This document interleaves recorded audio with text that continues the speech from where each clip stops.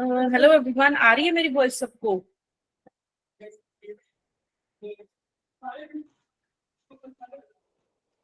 Yes ma'am.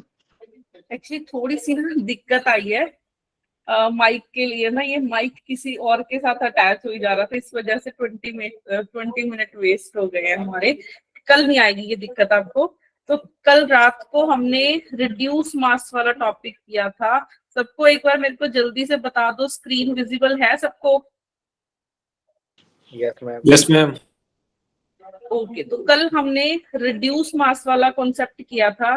तो reduce mass वाले concept में क्या किया था हमने कि जैसे हम लोग जो बोहर मॉडल में हमने जो भी किया था उसमें हम लोग स्मॉल एम को लेके चल रहे थे और कैपिटल एम जो मास ऑफ न्यूक्लियस था उसको हम लोग इन्फानाइट लेके चल रहे थे। अगर हम लोग रिड्यूस मास म्यू लेते हैं तो हमारे पास जो एक्सप्रेशन है, जो रेडियस था, वो इनवर्सली प्रोपोर्शनल आ रहा था म्यू के। ठीक है, और जो वेलोसिटी थी उसको कोई फर्क ही नहीं पड़ रहा था, ये आ रही थी कांस्टेंट।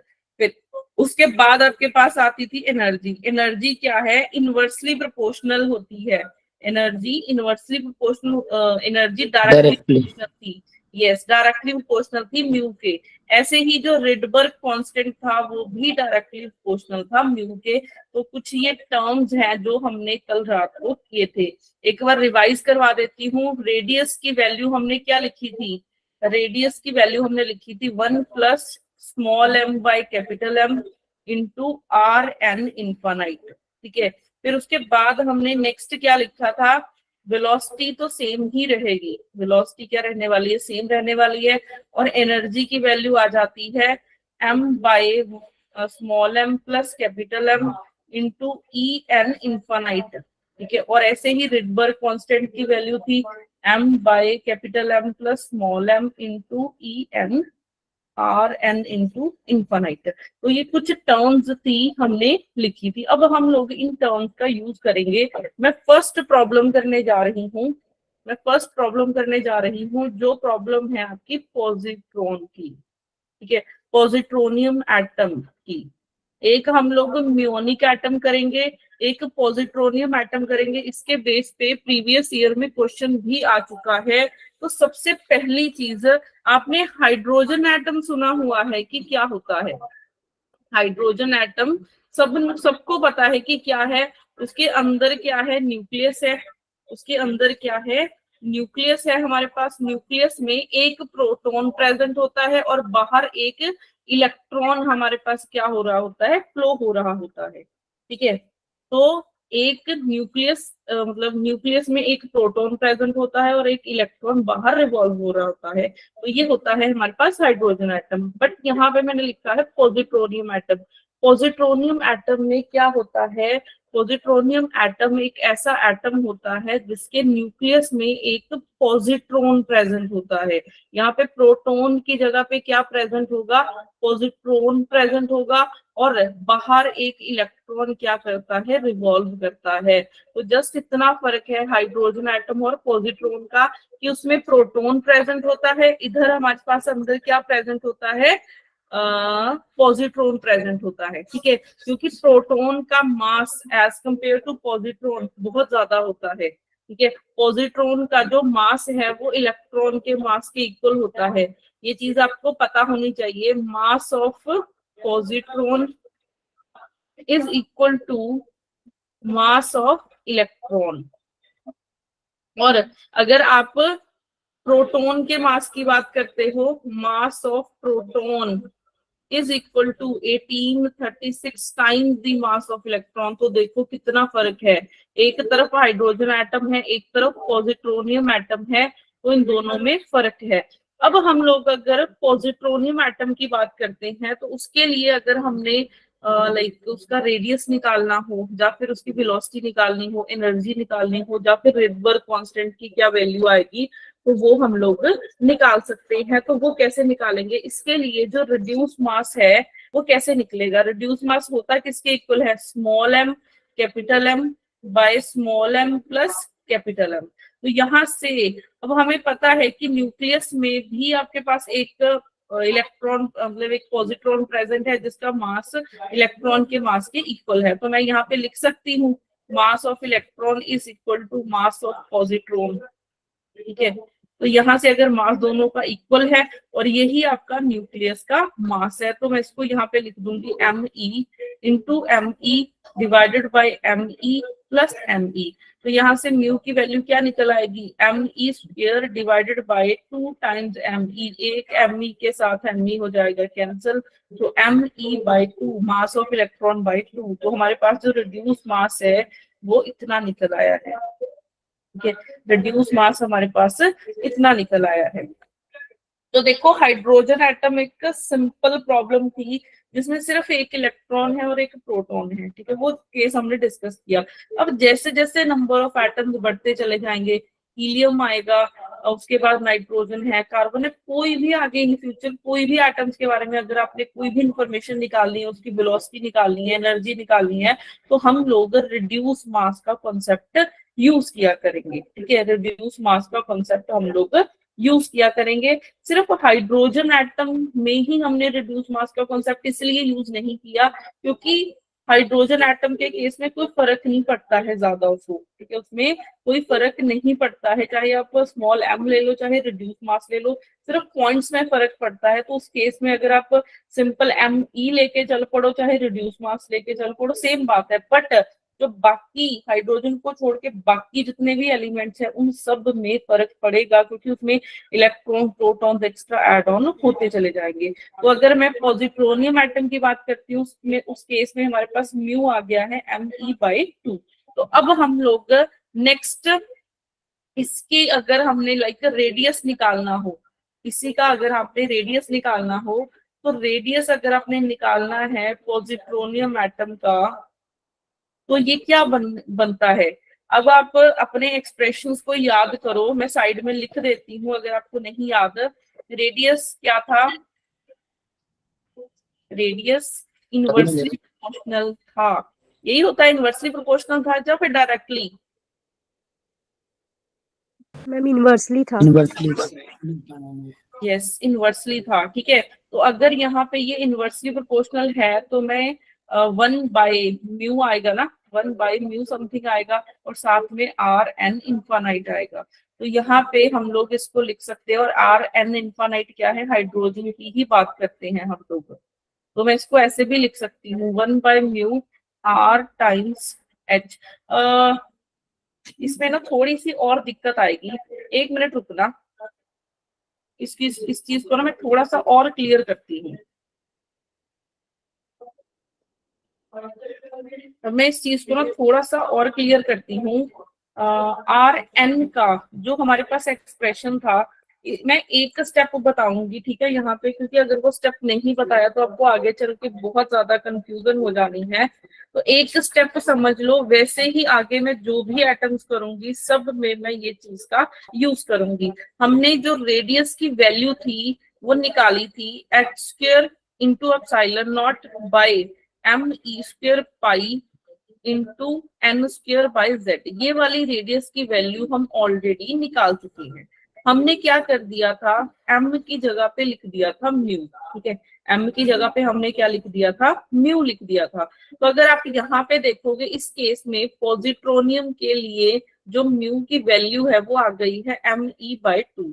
तो इधर अगर आप वैल्यू सब्स्टिट्यूट करोगे तो क्या बनेगा, h² एप्सिलॉन नॉट बाई, इधर m की जगह पे ME बाई 2 लिख देना है इंटू E² पाई और साथ में है N² बाई Z²। तो यहाँ से मैं अगर Rn की वैल्यू लिखूं h² epsilon not by ME को एज इट इज रखा E² pi into N² by Z into 2 को मैं ले गई ऊपर।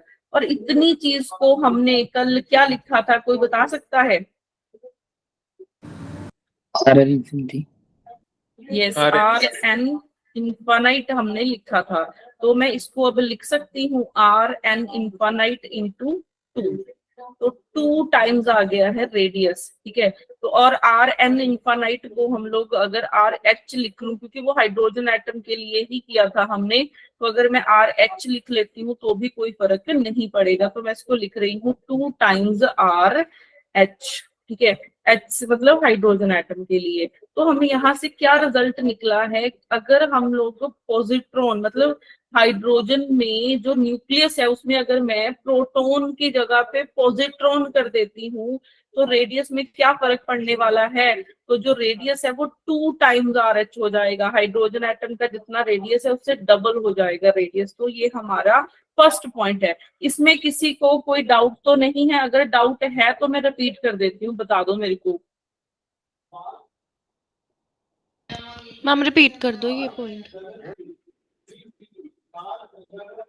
रिपीट करना है, 1 मिनट। मैं भी इतना बड़ा याद रखना मतलब याद करना पड़ेगा ये तो एक नहीं, 2 स्टेप में नहीं मैं हो सकता बताती है हूँ, मैं अगर हम वही बताती हूँ, प्रोपोर्शनलिटी में जाएं तो। मैं वही बताती हूँ अभी आपको। एक्चुअली ये ना मैंने चीज आपको इसलिए बताया है, मैंने डायरेक्टली प्रोपोर्शनल से ही कर रही थी मैं, जस्ट मैंने एक स्टेप आपको बताया है। इसको भी ना मैं थोड़ा सा और अभी जिसको नहीं समझ में आया है, Rn का एक्सप्रेशन क्या था, h²ε0 बाय क्या था expression, me² pi into n²z। हमने क्या किया, इसको m को रिप्लेस कर दिया म्यू से, और म्यू की वैल्यू क्या थी, me/2। तो Rn की जगह पे मैंने लिख दिया h²ε0 me/2 इंटू e² पाई n²z। ठीक है, अब बाकी सारा फैक्टर मैंने ऐसे ही रखा, 2 टाइम्स h²ε0 बाई ये वाला 2 मैं ऊपर ले गई, me e² पाई और साथ में n²z। ये हमने रात देखा था, ये हाइड्रोजन एटम के लिए था, तो मैं इसको RH इनफाइनाइट लिख सकती हूँ। तो ये बन गया आपका 2 टाइम्स RH इनफाइनाइट। ठीक है, अब आप एक चीज देखो, आपको इतना बड़ा पहली चीज तो ये वाला स्टेप याद रखने की जरूरत नहीं है, ये जस्ट समझाने के लिए है आपको ये क्या है। ठीक है, ये एक्सप्रेशन आता कहाँ से है, अगर पेपर के पॉइंट ऑफ व्यू से देखेंगे, आपको पता है कि Rn क्या है, इनवर्सली प्रोपोर्शनल है म्यू के। ठीक है, Rn है हमारा इनवर्सली प्रोपोर्शनल है रिड्यूस मास के। तो रिड्यूस मास की अगर आप वैल्यू देखोगे me/2 आ रही है। ठीक है, तो Rn में अगर आप वैल्यू सब्स्टिट्यूट कर दोगे me/2 तो 2 का फैक्टर जाएगा, मतलब ये 2 टाइम्स RH बनने जा रहा है। ठीक है, क्योंकि जो Me है, ये मैंने स्टेप आपको इसलिए करवाया था, जो इसमें Me है ना, वो कहीं आप 2 टाइम्स यहाँ पे ऐसे ना लिख दो, 2 टाइम्स Me इंटू RH, क्योंकि Me अगर अंदर जाएगा तभी वो RH निकल के आता है। देखो Me अंदर जाएगा तभी मैं इस फैक्टर को RH ले रही हूँ, तो Me वाले फैक्टर को आपने अंदर ही लेके जाना है। जस्ट आप ये देखो कि डिवाइड बाय 2 है या कैसे आ रहा है 2। ठीक है, वो सारा कुछ आपका डिसाइड करेगा। तो यहाँ पे पेपर के पॉइंट ऑफ व्यू से फर्स्ट चीज पॉजिट्रोनियम के लिए कर रहे हैं, उसमें रिड्यूस मास हमारा Me/2 आया है, तो रेडियस है वो हमारा इनवर्सली प्रोपोर्शनल है म्यू के। तो यहाँ से हमें पता चल गया कि पॉजिट्रोनियम के लिए 2 टाइम्स RH आ गया है। ठीक है, फर्स्ट पॉइंट है। सेकेंड पॉइंट है वेलोसिटी। वेलोसिटी तो मास पे डिपेंड ही नहीं करती है। वेलोसिटी है, अगर हमने पॉजिट्रोनियम के लिए वेलोसिटी निकालनी हो, वो तो आपकी मास के ऊपर डिपेंड ही नहीं करती। तो जो वेलोसिटी है, चाहे हाइड्रोजन एटम की देखो चाहे पॉजिट्रोनियम की देखो, सेम मिलेगी आपको। ठीक है, जो वेलोसिटी है वो हाइड्रोजन एटम की देख लो चाहे पॉजिट्रोनियम की देख लो, दोनों सेम रहने वाली है। थर्ड थर्ड चीज आ जाती है एनर्जी। एनर्जी का क्या फॉर्मूला था, एनर्जी हमारी डायरेक्टली प्रोपोर्शनल थी म्यू के। ठीक है, तो डायरेक्टली प्रोपोर्शनल है तो me/2 आएगा। इसका मतलब यहाँ पे हमारे पास हाफ का फैक्टर निकल के आएगा। यहाँ पे हमारे पास 1/2 टाइम्स, क्योंकि me तो अंदर अब्सॉर्ब हो जाएगा, डिवाइडेड बाय 2 है, तो मतलब हाफ का फैक्टर आ रहा है। तो मैं इसको ऐसे लिख सकती हूँ, पॉजिट्रोनियम के लिए आ जाएगा 1/2 टाइम्स, बाकी सारा फैक्टर क्या हो जाएगा, EH। ये बन जाएगी आपकी पॉजिट्रोनियम के लिए एनर्जी। तो हाफ ऑफ हाइड्रोजन एटम होती है। अगर हम लोग प्रोटॉन को पॉजिट्रॉन से रिप्लेस करते हैं तो एनर्जी भी आपकी हाफ हो जाती है। उसके बाद फोर्थ रिडबर्ग कांस्टेंट के लिए देखना है। फोर्थ हमने रिडबर्ग कांस्टेंट के लिए देखना है, ये भी क्या है, डायरेक्टली प्रोपोर्शनल होता है म्यू के। तो ये भी आपका क्या बन जाएगा पॉजिट्रोनियम के लिए RH/2। ठीक है, ये भी आपका सेम बन जाएगा। इस चीज में किसी को कोई डाउट हो? हाँ जी।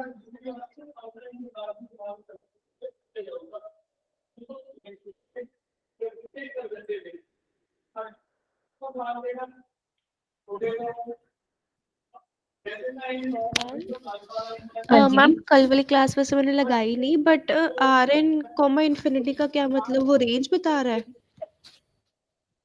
नहीं, आपने बोफोर एटम, अच्छा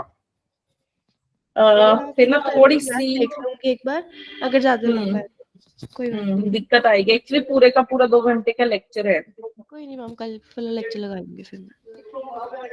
ठीक है, आप इसको देख लो, 1 मिनट इसको लिख लो जल्दी से।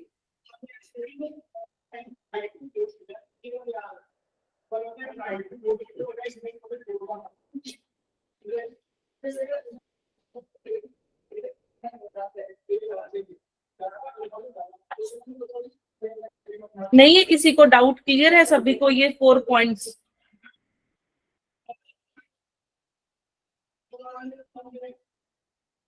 लास्ट पॉइंट बताना ना, read work cost. Rydberg constant का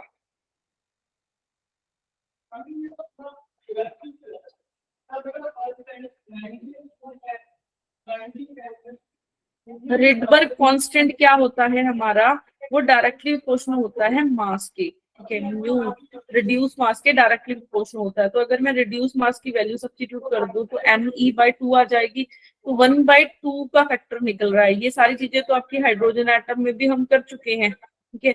हाइड्रोजन एटम में क्या आता था? सिंपल m आता था। अब यहाँ पे me/2 आ गया है, तो जस्ट एक 2 का फैक्टर निकल के आया है।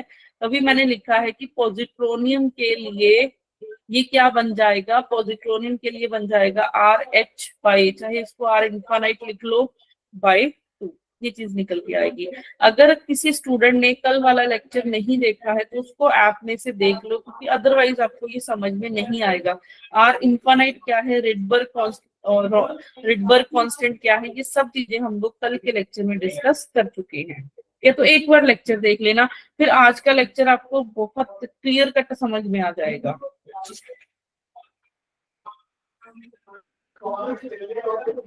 उसके बाद नेक्स्ट पॉजिट्रो, देखो पेपर में क्वेश्चन आ जाते हैं, वो बता आपको पूछ लेंगे कि पॉजिट्रोनियम के लिए बताओ क्या रिलेशन होता है। कि अगर हम लोग पॉजिट्रोनियम के लिए देखें तो रेडियस क्या होगा, ऑप्शंस में दिया होगा। जैसे रेडियस के ऊपर बहुत क्वेश्चन आ जाते हैं कि वो रेडियस सेम रहेगा या फिर डिफरेंट कर देंगे, ठीक है। पेपर में डायरेक्ट इस चीज के ऊपर क्वेश्चन आ जाता है कि अगर हम हाइड्रोजन एटम के न्यूक्लियस में से प्रोटॉन की जगह पे इलेक्ट्रॉन पॉजिट्रॉन रखते हैं तो हमारे पास रेडियस में क्या फर्क पड़ेगा, वेलोसिटी में क्या फर्क पड़ेगा, एनर्जी में क्या फर्क पड़ने वाला है, रिडबर्ग कांस्टेंट में क्या फर्क पड़ने वाला है। तो ये सब चीजें आपको पता होनी चाहिए। उसके बाद नेक्स्ट हमारे पास आ जाता है म्योनिक एटम। मैम आवाज कहाँ से आ रही है? किसी का माइक ऑन है? एक्चुअली ये ना पीछे क्लास चल रही है, बहुत ज्यादा आ रही है क्या? यस बहुत मैम, डिस्टरबेंस हो रहा है। डिस्टर्बेंस है।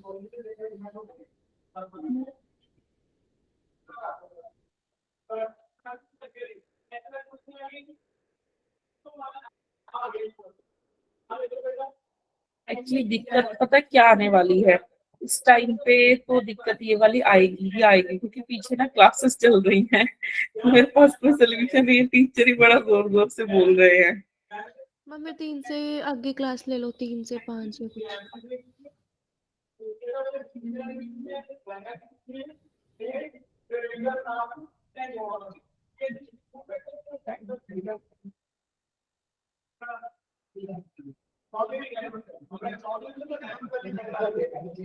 अच्छा, आप 6:30 से ले सकते हो क्लास? नहीं मैडम, केमिस्ट्री की होती है तब तो मैम 6 o'clock, 5 to 6:30।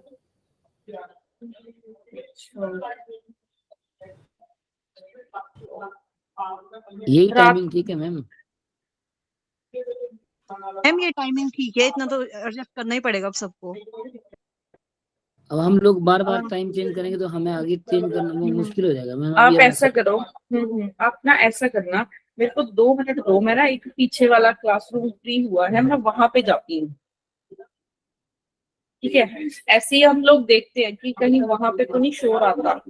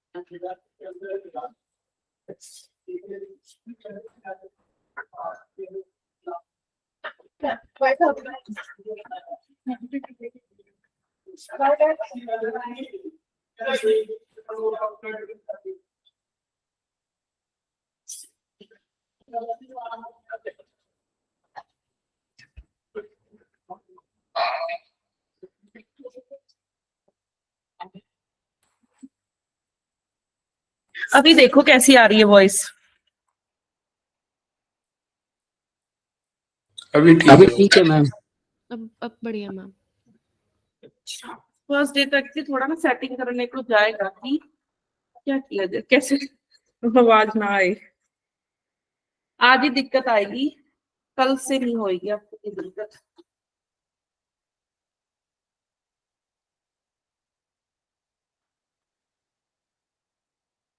अच्छा, तो पॉजिट्रोनियम वाला अगर सबको क्लियर है, नेक्स्ट अभी हम चलते हैं म्योनिक एटम पे। ठीक है, तो म्योनिक एटम में क्या होता है? म्योनिक एटम क्या होता है?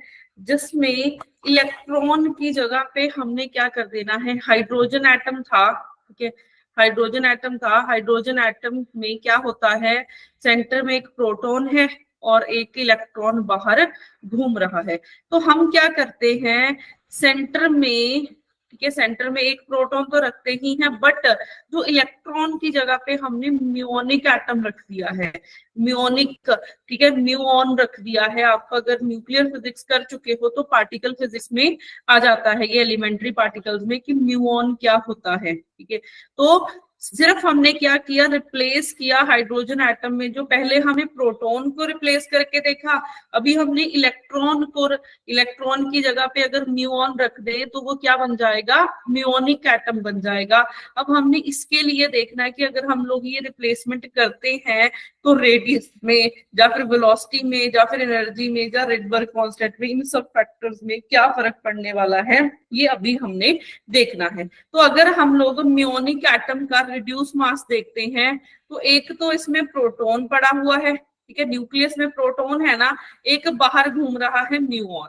तो दो ही पार्टिकल्स हैं और डिवाइडेड बाय इन दोनों का हो जाएगा सम। ठीक है, बट अब हमें एक चीज है, हम लोगों को इलेक्ट्रॉन का मास पता है, हमें इलेक्ट्रॉन का मास पता है, तो इन दोनों को आपको इलेक्ट्रॉन के मास की टर्म्स में लेके आना पड़ेगा। तो वो कैसे लेके आएंगे, जो म्यूऑन का मास होता है वो 207 टाइम्स होता है मास ऑफ इलेक्ट्रॉन, और जो मास ऑफ प्रोटॉन है वो 1836 टाइम्स मास ऑफ इलेक्ट्रॉन होता है। ये दो चीजें बेसिक चीज है, आपको पता होने चाहिए। कई बार पेपर में दे भी देते हैं, कई बार पेपर में नहीं भी देते हैं, तो ये दो चीजें आपको पता होनी चाहिए। तो मैंने दोनों को इन टर्म्स ऑफ एमई की टर्म्स में लिख लिया है। अब दोनों की वैल्यू सब्स्टिट्यूट कर दो तो क्या बनेगा, 207 into ME multiply by 1836 into ME divided by दोनों का हो जाएगा सम।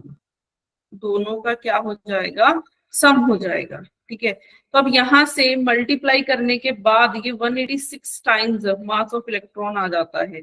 इसको कैलकुलेट कर लेना, कैलकुलेट करके जो रिड्यूस मास है म्योनिक एटम का वो आ जाता है 186 टाइम्स मास ऑफ इलेक्ट्रॉन। तो अगर हम यहाँ से जनरलाइज कर दें, जो रेडियस है वो डायरेक्टली इनवर्सली प्रोपोर्शनल होता है म्यू के, डायरेक्टली प्रोपोर्शनल होता है 1/म्यू के। तो म्यू की वैल्यू सब्स्टिट्यूट करोगे तो ये 1/86 टाइम्स क्या आ जाएगा, आर एच।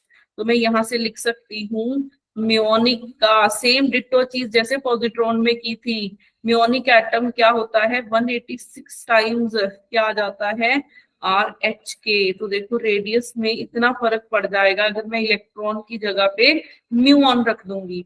अब वेलोसिटी में होता ही नहीं है मास, अगर होता ही नहीं है चाहे आप म्योनिक की देखो चाहे आप देखो हाइड्रोजन एटम की, दोनों की आपको सेम मिलने वाली है, वेलोसिटी में कोई भी फर्क नहीं पड़ेगा। उसके बाद नेक्स्ट हमारे पास क्या आता है एनर्जी। ठीक है, नेक्स्ट क्या आ जाती है एनर्जी। एनर्जी मेरे को कोई डायरेक्टली बता सकता है कि क्या आएगी? 186 into H। यस, क्योंकि वो डायरेक्टली प्रोपोर्शनल होता है, जो एनर्जी है वो डायरेक्टली प्रोपोर्शनल है म्यू के। तो अगर ये डायरेक्टली प्रोपोर्शनल है ये हाइड्रोजन एटम के 186 टाइम्स हो जाएगी। ऐसे ही जो रिडबर्ग कांस्टेंट है म्यूओनिक एटम का वो 186 टाइम हो जाएगा हाइड्रोजन एटम के। इसको R इनफाइनाइट लिख सकते हो। ठीक है, तो ये कुछ टर्म्स हैं जो आपको पता होनी चाहिए। बेसिक देखो फंडा ये है कि आपको निकालना आना चाहिए कि मैंने ये निकाला कैसे है। ठीक है, ये मैंने निकाला कैसे है वो पता होना चाहिए आपको। क्लियर है ये कॉन्सेप्ट सबको?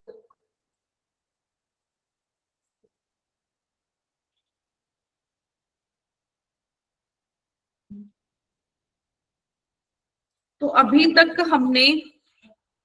हमने सबसे पहले देखो एटॉमिक एंड मॉलिक्यूलर फिजिक्स कर रहे हैं, तो उसमें एटम की सबसे पहले खोज की गई, फिर उसमें अंदर क्या क्या चीजें हैं, उसको एटम को इलेक्ट्रिक फील्ड में मैग्नेटिक फील्ड में सब जगह हमने रख के देखना है कि क्या क्या होता है। ठीक है, तो उसी की खोज में हम लोग चले हैं। तो सबसे पहले जैसे हमने कल किया था कि एटम की खोज थॉमसन ने की थी, उस पर एक्सपेरिमेंट किया गया, रदरफोर्ड आ गया, फिर उसमें भी कुछ फेलियर थे, फिर बोहर आया, फिर बोहर ने हाइड्रोजन एटम का स्पेक्ट्रम दिया, उसके बारे में सब कुछ दिया। फिर उससे आगे हमने रिड्यूस मास किया है, रिड्यूस मास से कोई भी रिप्लेसमेंट कर दो, चाहे आप पॉजिट्रोनियम के लिए निकालना हो, म्यूनिक के लिए निकालना हो, तो सब चीजें आप निकाल सकते हो। ठीक है, तो मेन अगर आप इसमें याद रखोगे ना आज के लेक्चर में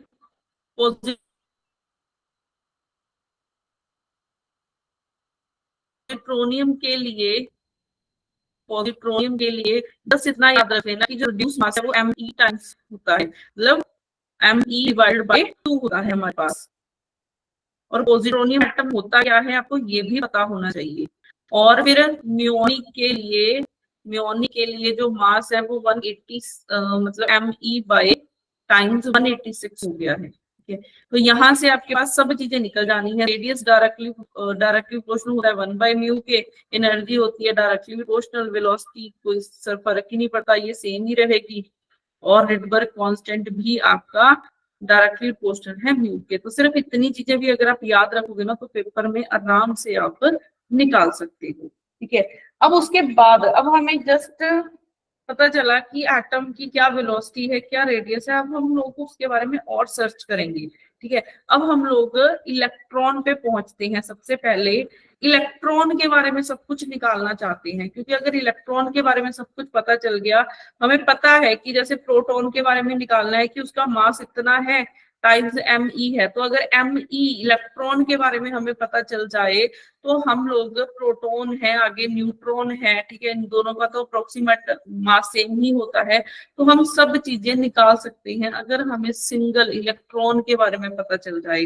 तो अब हम लोग नेक्स्ट जो हमारी सर्च रहेगी वो इलेक्ट्रॉन के लिए रहेगी। जैसे हम लोग क्लासिकल में करते हैं ना, क्लासिकल में क्या होता है कि अगर मेरे को पार्टिकल की पोजीशन पता चल गई, उसका डेरिवेटिव कर दो, वेलोसिटी पता चल जाएगी, वेलोसिटी का डेरिवेटिव कर दो, एक्सेलरेशन पता चल जाएगी, कुछ मर्जी निकालते जाओ, F is equal to m में।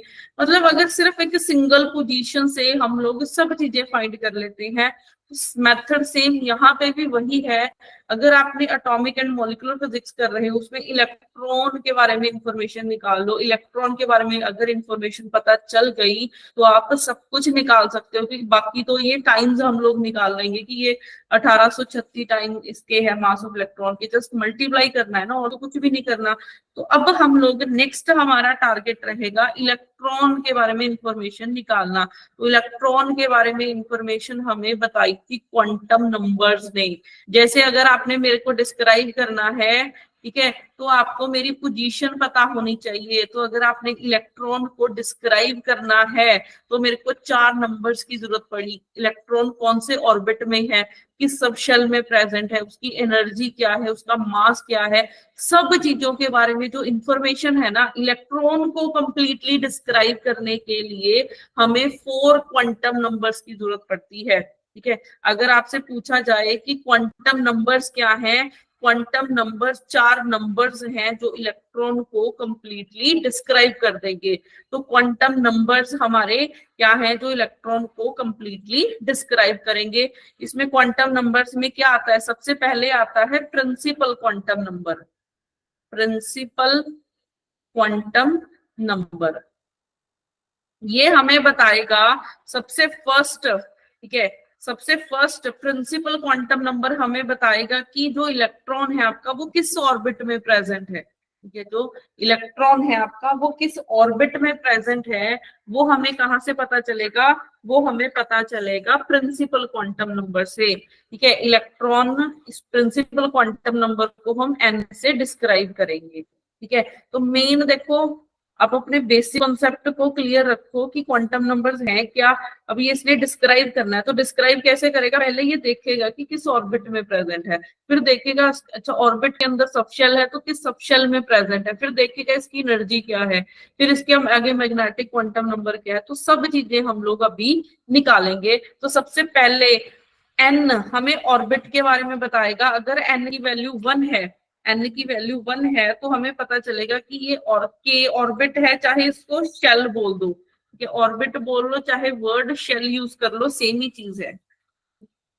ठीक है, वैसे तो जो वर्ड हम लोग मोस्टली यूज करते हैं वो होता है शेल, कि ये किस शेल में प्रेजेंट है। ठीक है, इलेक्ट्रॉन हमारा किस शेल में प्रेजेंट है, फिर उसके बाद आ जाता है किस सब शेल में प्रेजेंट है। ठीक है, जैसे मैं आपको बताती हूँ, आपने ना इलेक्ट्रॉनिक कॉन्फ़िगरेशन सबने की होगी। इलेक्ट्रॉनिक कॉन्फ़िगरेशन में एस होता है, पी होता है, डी शेल होता है, एफ शेल होते हैं and up to so on. ठीक है, जैसे पी में आगे 3 प्रेजेंट होते हैं सब शेल्स, एक होता है पी एक्स, एक होता है पी वाई, एक होता है पी जेड। तो हम सबसे पहले देखेंगे कि कौन से शेल में प्रेजेंट है, फिर हम लोग और डीप जाएंगे, फिर देखेंगे कौन से सब शेल में प्रेजेंट है। ठीक है, तो ये सब चीजें हमें क्वांटम नंबर्स बताएंगे। तो प्रिंसिपल क्वांटम नंबर हमें शेल के बारे में बताता है कि कौन से शेल में प्रेजेंट है। अगर n की वैल्यू 1 है तो k शेल है, अगर n की वैल्यू 2 है तो हो जाएगा l शेल, अगर n की वैल्यू 3 है तो हो जाएगा m, n की वैल्यू 4 है तो n and up to so on, ये चलता चला जाएगा। ठीक है, आगे आपको एबीसी आती होगी। ठीक है, तो इससे आगे एबीसी ही चलनी है, n की value 5 6 up to so on चलता चला जाएगा। तो फर्स्ट क्वांटम नंबर हमें एक तो शेल के बारे में बताता है कि कौन से शेल में प्रेजेंट है, एक हमें ये एनर्जी के बारे में बताता है कि इलेक्ट्रॉन की एनर्जी कितनी होगी, और एनर्जी हम लोग निकाल चुके हैं।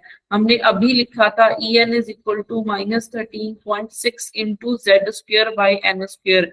यहाँ पे जो n था, हमने क्या बोला था, n एक इंटीजर वैल्यू है, n की value 1 2 3 4 up to so on चलती चली जाएगी।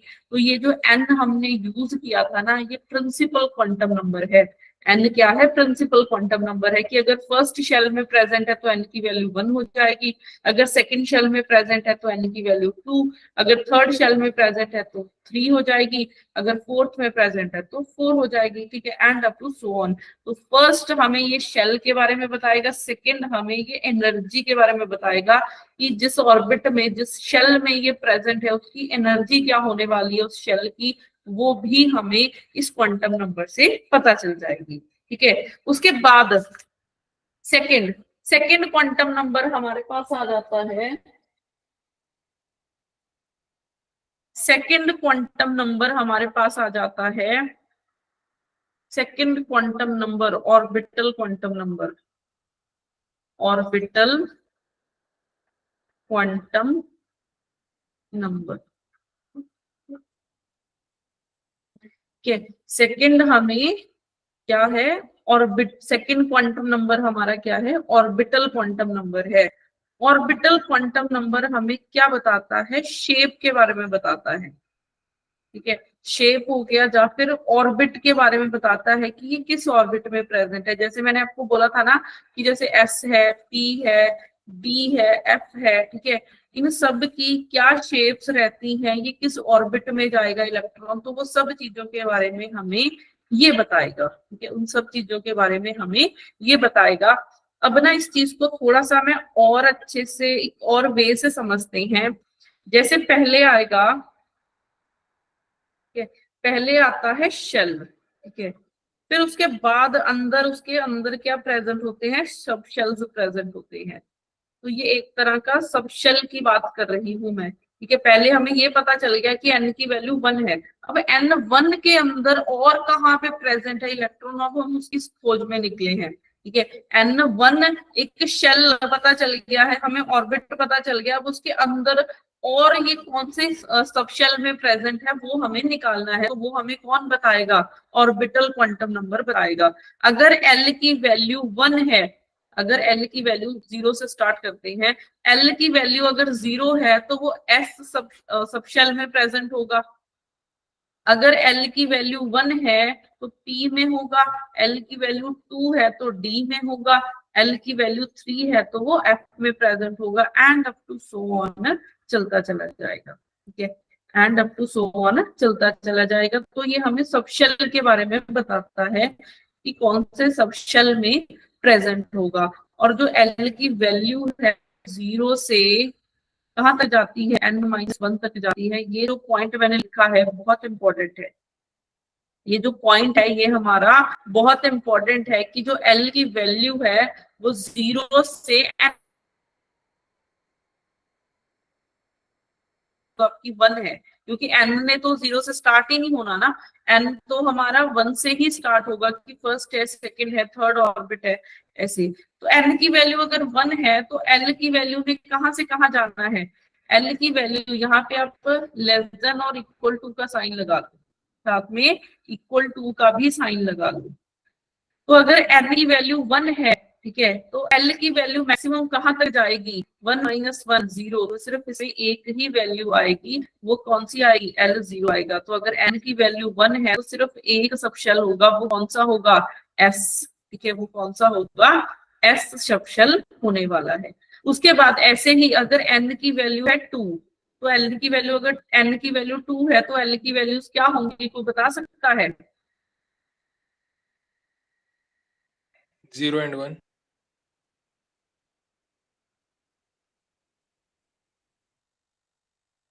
L की वैल्यू 0 से, मतलब अब इस वाले एक्सप्रेशन में वैल्यू सब्स्टिट्यूट कर लो, 2 - 1, तो यहाँ से क्या आ जाएगा, L लेस देन और इक्वल टू, ये बन जाएगा 1। तो यहाँ से L की वैल्यू 0 और 1 दो वैल्यू आ जाएंगी, L की दो वैल्यूज आ जाएंगी, 0 और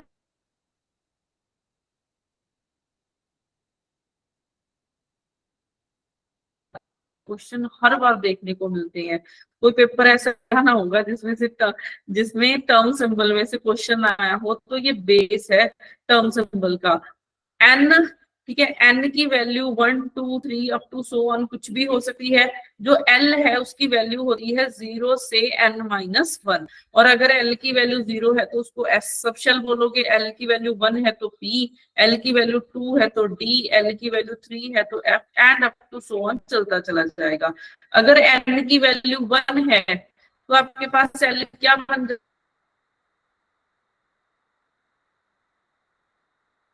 जाएगा, फर्स्ट अगर n की वैल्यू मैम 1 आपकी है, वॉइस कट हो रही है। मैम नेट का बहुत इशू हो रहा है।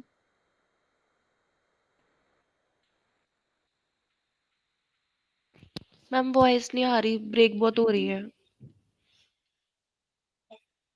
वॉइस नहीं आ रही है क्लियर।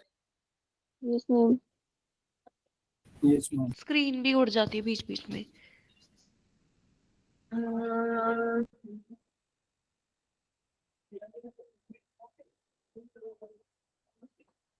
दिक्कत ही बड़ी आ रही है इसमें। मेरे को एक चीज बता दो कि ये कब स्क्रीन जा रही है आपकी।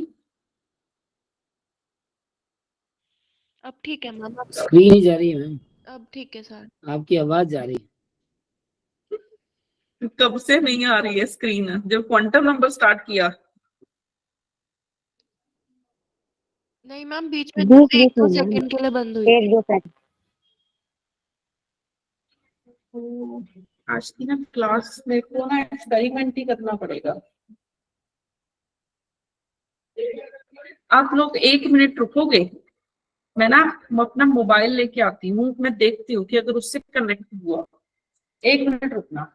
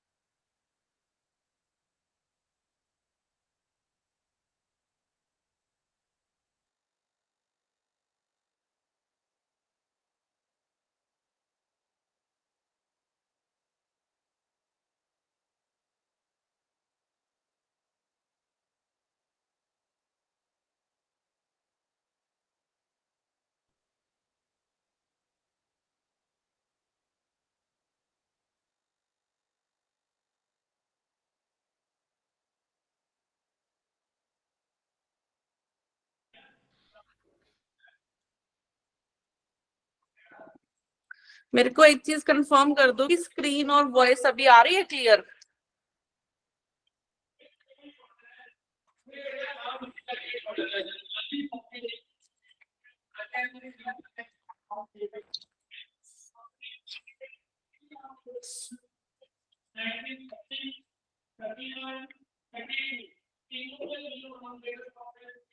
मैम बट इधर बैकग्राउंड नॉइज बहुत है।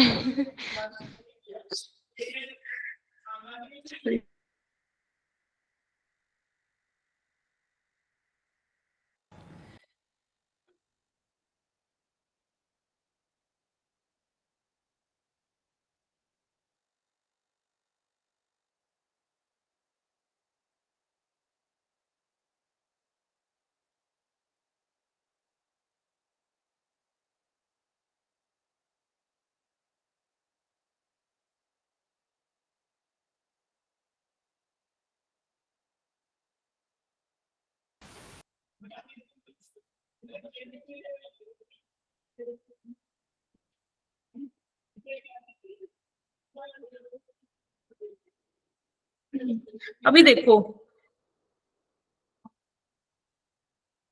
अभी है विजिबल सबको स्क्रीन। इस बात तो सही है। और वॉइस वॉइस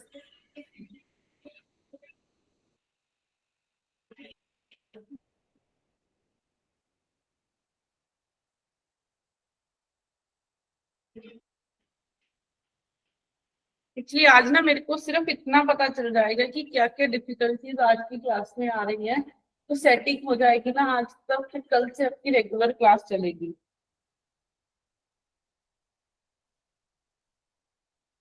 अभी देखो आपकी अगर क्लास क्वांटम नंबर से, मेरे को सिर्फ इतना बता दो अभी कोई बोल के कि कहाँ से क्लास कटी थी आपकी। मैडम मैम वैसे सही तो जा सब रहा कुछ आ था। रहा था आगे तक क्वांटम नंबर।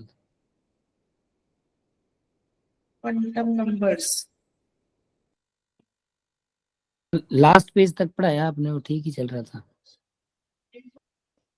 ये क्वांटम नंबर, प्रिंसिपल क्वांटम हाँ नंबर हो गया था। हो गया था, ऑर्बिटल यस क्वांटम मैम, हो नंबर। गया है। ऑर्बिटल भी हो गया मैम। ओके,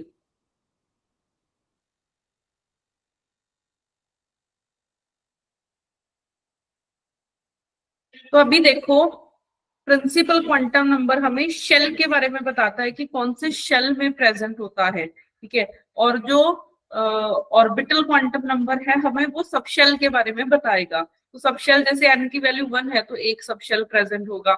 अगर n की वैल्यू 2 है, अगर n की वैल्यू 2 है तो हमारे पास क्या होगा, l की वैल्यू 0 से कहाँ तक जाएगी, 2 - 1, तो L की वैल्यू आपकी 0 से 1 तक जाएगी, मतलब L की वैल्यू 0 और 1 हो जाएगी, ठीक है।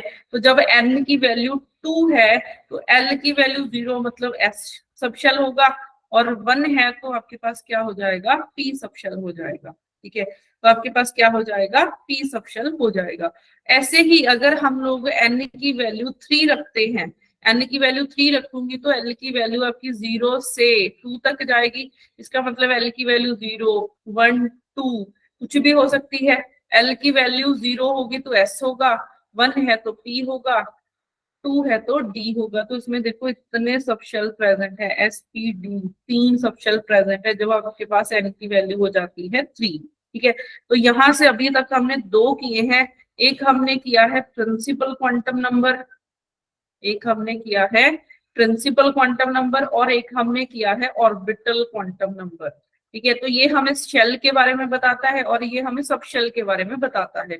और प्रिंसिपल क्वांटम नंबर एक हमें एनर्जी के बारे में बताता है, और ऑर्बिटल क्वांटम नंबर हमें और क्या बताता है, शेप के बारे में बताता है, ठीक है। ये चीज है सेकंड हमें ये ऑर्बिटल क्वांटम नंबर शेप के बारे में बताता है कि शेप क्या होगी ऑर्बिट की।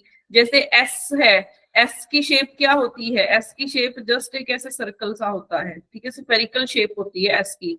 और जो पी है, पी आगे 3 में डिवाइड हो जाता है, पी आगे 3 में डिवाइड हो जाता है, पी एक्स होता है, पी वाई होता है और पी जेड हो जाता है।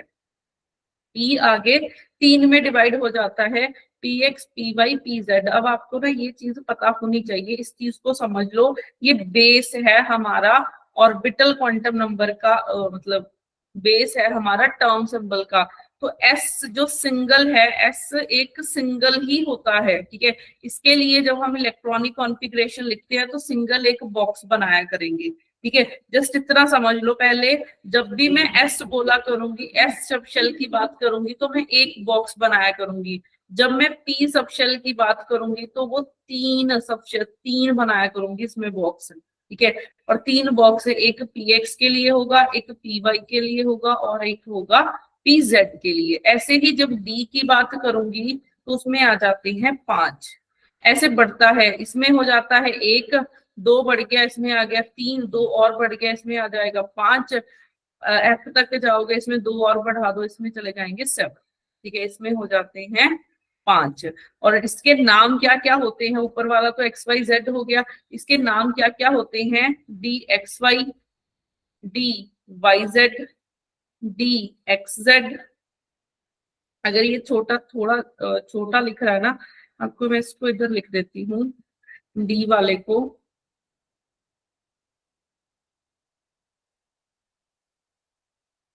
डी में 5 और आगे होंगे, वो कौन से होने वाले हैं, 5 में ब्रेक हो जाता है ये। एक हो जाता है डी एक्स वाई, एक होता है डी वाई जेड, एक होता है डी एक्स जेड, एक होता है D X square minus Y square, एक को हमने नाम दिया हुआ है डी जेड स्क्वायर। तो ये होते हैं 5, ठीक है। ऐसे ही एफ हो जाता है, एफ में टोटल हो जाते हैं 7, ठीक है। 7 में ही आगे फर्दर डिवाइड होता है, बट एफ के नाम याद रखने की जरूरत नहीं है क्योंकि वो और थोड़ा सा आगे कॉम्प्लिकेटेड हो जाता है, वो और आगे थोड़ा सा कॉम्प्लिकेटेड हो जाता है। तो एफ में हमारे पास ये 7 बन जाएंगे। तो ये चीजें आपको पता होनी चाहिए कि एस आगे एक में, एस के लिए एक बॉक्स बनेगा, पी के लिए 3 बनेंगे, डी के लिए 5 बनेंगे और एफ के लिए 7 and up to so on चलता ही चला जाएगा। जस्ट 2 बढ़ाने हैं आपने, just S P D F, ठीक है जी, ऐसे चलता चला जाएगा। इसमें 1 है, 2 बढ़ाते जाओ, सिर्फ 2 आपने क्या है बढ़ाते चले जा रहे हैं, 2 बढ़ाते चले जाओ और आपने कुछ भी नहीं करना है। अब मैंने आपको क्या बोला था कि जो ऑर्बिटल क्वांटम नंबर है, ऑर्बिटल क्वांटम नंबर है, ठीक है, वो क्या करता है, शेप के बारे में बताता है। तो एस की क्या होती है, स्फेरिकल शेप होती है, एस ऑर्बिटल की स्फेरिकल शेप होती है, एस की स्फेरिकल शेप होती है। और जो पी ऑर्बिटल है, पी ऑर्बिटल में आगे 3 आ जाते हैं, P X, P Y, P Z. इसकी शेप ऐसे होती है, एक्स एक्सिस पे देखोगे एक आपने ऐसे बना देना है लूप सी, ठीक है। अगर आप ये पी एक्स की शेप है तो एक्स पे आपने ये बना देना है, और अगर आप वाई की बात करते हो तो वाई पे आपने ये बना देना है, कि अगर आप z की बात करते हो ये p y के लिए हो जाएगा, z के लिए अगर बात करेंगे x y z, तो z के लिए आपके पास ये बन जाएगा, ठीक है। चाहे आप इसको ऐसे भी बना सकते हो, ये करने की बजाय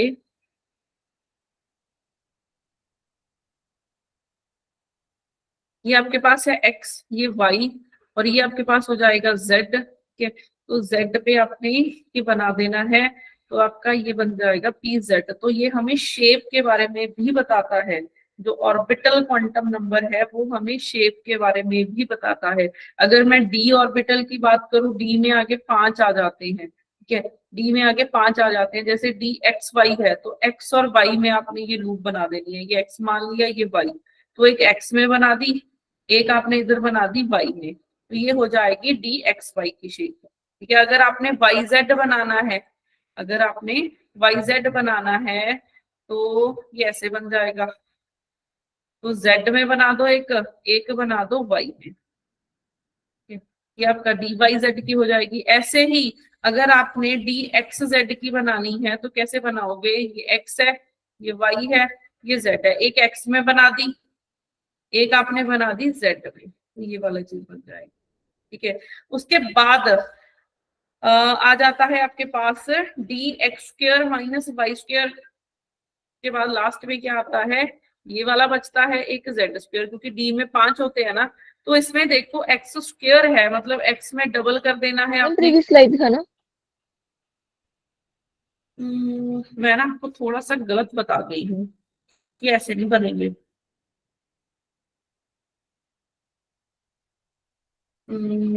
थोड़ा सा ना मैं आपको इधर गलत बता गई हूँ, ये वाली चीज को मैं दोबारा बता रही हूँ, इतनी चीज को मैं ना आपको एफ के अकॉर्डिंग बता गई थी।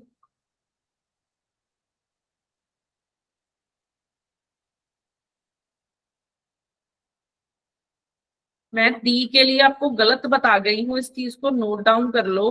डी में सबसे पहले आता है एक्स वाई, ठीक है, सबसे पहले क्या आता है एक्स वाई, तो एक बनाया एक्स, एक बनाया वाई, तो एक्स वाई है ना, तो एक्स और वाई के बीच में आपने लूप बनानी है, सिर्फ इतना डिफरेंस है। मैं आपको एफ के अकॉर्डिंग बता गई थी, एफ तक जाने की जरूरत ही नहीं है। एक्स वाई है तो एक्स वाई का मतलब है एक्स और वाई के बीच में बना दो, ठीक है। एक फिर आपकी इधर बन जाएगी, एक्स और वाई के बीच में बनने 4 ही हैं, बट बनेंगे ऐसे।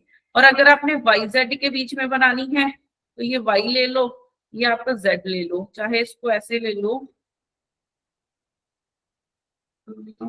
ये आपका एक्स है, ये वाई है, ये मान लो जेड एक्सेस है, तो वाई और जेड के बीच में बनाना है, तो ये वाई और जेड है, ये जेड है आपका, और ये वाई है, तो वाई और जेड के बीच में बना ली, एक आपका ऐसे बन जाएगा।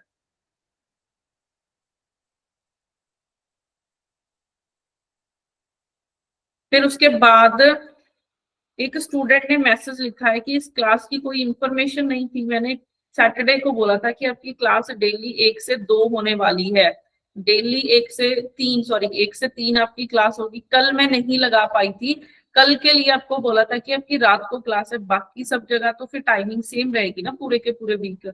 उसके लिए तो आपको कुछ सोचने की जरूरत ही नहीं थी। 12 से 2 नहीं था ग्रुप में टाइम, मुझे भी ऐसे लगा। 12, हाँ 12 से 2। फिर मैंने ग्रुप में दोबारा फिर उसको मॉडिफाई भी किया था कि नहीं, कुछ बच्चे एग्री नहीं कर रहे थे 12 से 2 के लिए, फिर वो 1 से 3 रखी थी हमने क्लास। ये मैसेज आई नहीं आई थिंक ये वाले ग्रुप में। आपके ग्रुप में चर्चा चल रही थी। चलो कोई बात नहीं, आज आप याद रख लो कि 1 से 3 आपकी क्लास हुआ करेगी। अच्छा, अब आपके पास x और z में, x और अगर z में बनाना है तो ये x है, सिंपल x और z के बीच में आपने एक लूप सी बना देनी है। तो x और z के बीच में ये बना दी, ऐसे ही x और z के बीच में आपने ये बना दी, एक आपका ऐसा को बन जाएगा। तो ये x z का बन जाएगा। फिर उसके बाद आपके पास बन जाएगा, बनाना है dx² - y² का, मतलब x² है तो x के ऊपर लूप बनाओ, y² है तो y के ऊपर लूप बना दो, तो ये बन जाएगी आपकी dx² - y² की शेप। फिर उसके बाद बनना है dz²। ठीक है, dz² के लिए बनाना है, ये x है, ये y है और ये z² है ना, तो z के ऊपर डबल लूप बन जाएगी। ठीक है, z के ऊपर डबल लूप एक इधर को बन जाएगी। तो ये है आपकी dz² की लूप। तो हमें ऑर्बिटल क्वांटम नंबर शेप्स के बारे में भी बताता है। किसी को अगर नहीं समझ में आया, z² की कैसे बनाई आपने? z² की z के ऊपर डबल कर दी, z² है ना, तो z² देखो जैसे x² था तो मैंने x के ऊपर बनाया, एक इधर बना दे एक इधर, ऐसे ही y की भी y के ऊपर बनाई है मैंने लूप। z² है तो z के ऊपर लूप बना दी है मैंने। ठीक है, और एक इधर को बना दी लूप।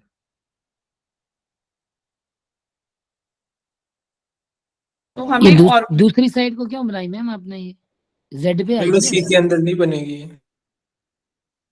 तो z के ऊपर भी बन जाते, कई बुक्स में ना आप लोग देखोगे सिर्फ इतना ही बना के छोड़ देते हैं। यही बनेगा ना मैम, इसमें दोनों इस पे आएगी ना। कई बुक्स में ऐसा ही बना के छोड़ देते हैं, कई बुक्स में वो डबल भी कर दोगे तो कोई फर्क नहीं पड़ेगा। ये भी मैक्सिमम बुक्स में ऐसा ही देखने को मिलता है।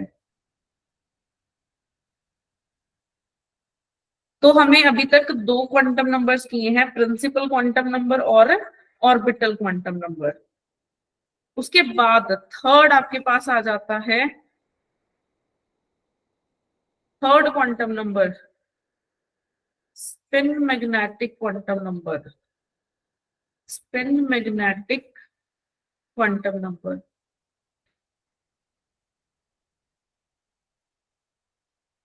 स्पिन मैग्नेटिक क्वांटम नंबर क्या है? ये हमें इलेक्ट्रॉन की स्पिन के बारे में बताता है। ये हमें इलेक्ट्रॉन की स्पिन के बारे एक मिनट, इसको ना स्पिन क्वांटम नंबर बोलो सिर्फ। यहाँ पे मैं थोड़ा सा चेंज कर रही हूँ क्योंकि आगे ये बहुत यूज हो जाना है, थोड़ा सा चेंज करते हैं। स्पिन क्वांटम नंबर लिखो सिर्फ, स्पिन क्वांटम नंबर। तो स्पिन क्वांटम नंबर हमें स्पिन के बारे में बताएगा, इलेक्ट्रॉन की स्पिन। इलेक्ट्रॉन की स्पिन क्या होती है? इलेक्ट्रॉन की स्पिन होती है 1/2।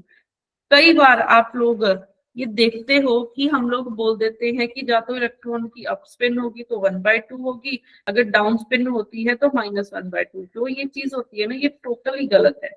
ये चीज टोटली गलत है।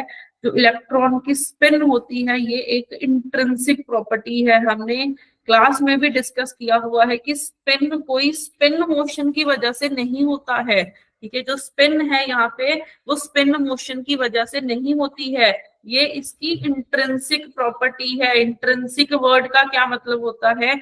जो चीज टाइम के साथ चेंज नहीं करती। तो जो एक बार उसकी स्पिन निकली गई, बन गई, ठीक है, जब वो बना था, ठीक है, जब उसको इनबिल्ड प्रॉपर्टी होती है ये, ठीक है, इनबिल्ड प्रॉपर्टी है। तो इलेक्ट्रॉन की स्पिन अगर 1/2 है, आज देखो चाहे इसको इलेक्ट्रिक फील्ड में रखो, मैग्नेटिक फील्ड में रखो, किसी में भी रखो, इसकी जो स्पिन है वो 1/2 ही रहने वाली है। ठीक है, इसकी जो स्पिन है वो 1/2 ही रहने वाली है। तो स्पिन क्वांटम नंबर में हमें स्पिन के बारे में, इलेक्ट्रॉन की स्पिन के बारे में हमें बताया था। ठीक है, उसके बाद फोर्थ क्वांटम नंबर आ जाता है spin magnetic quantum number. Spin magnetic quantum number, अब ये क्या वर्ड यूज हुआ है, स्पिन मैग्नेटिक क्वांटम नंबर।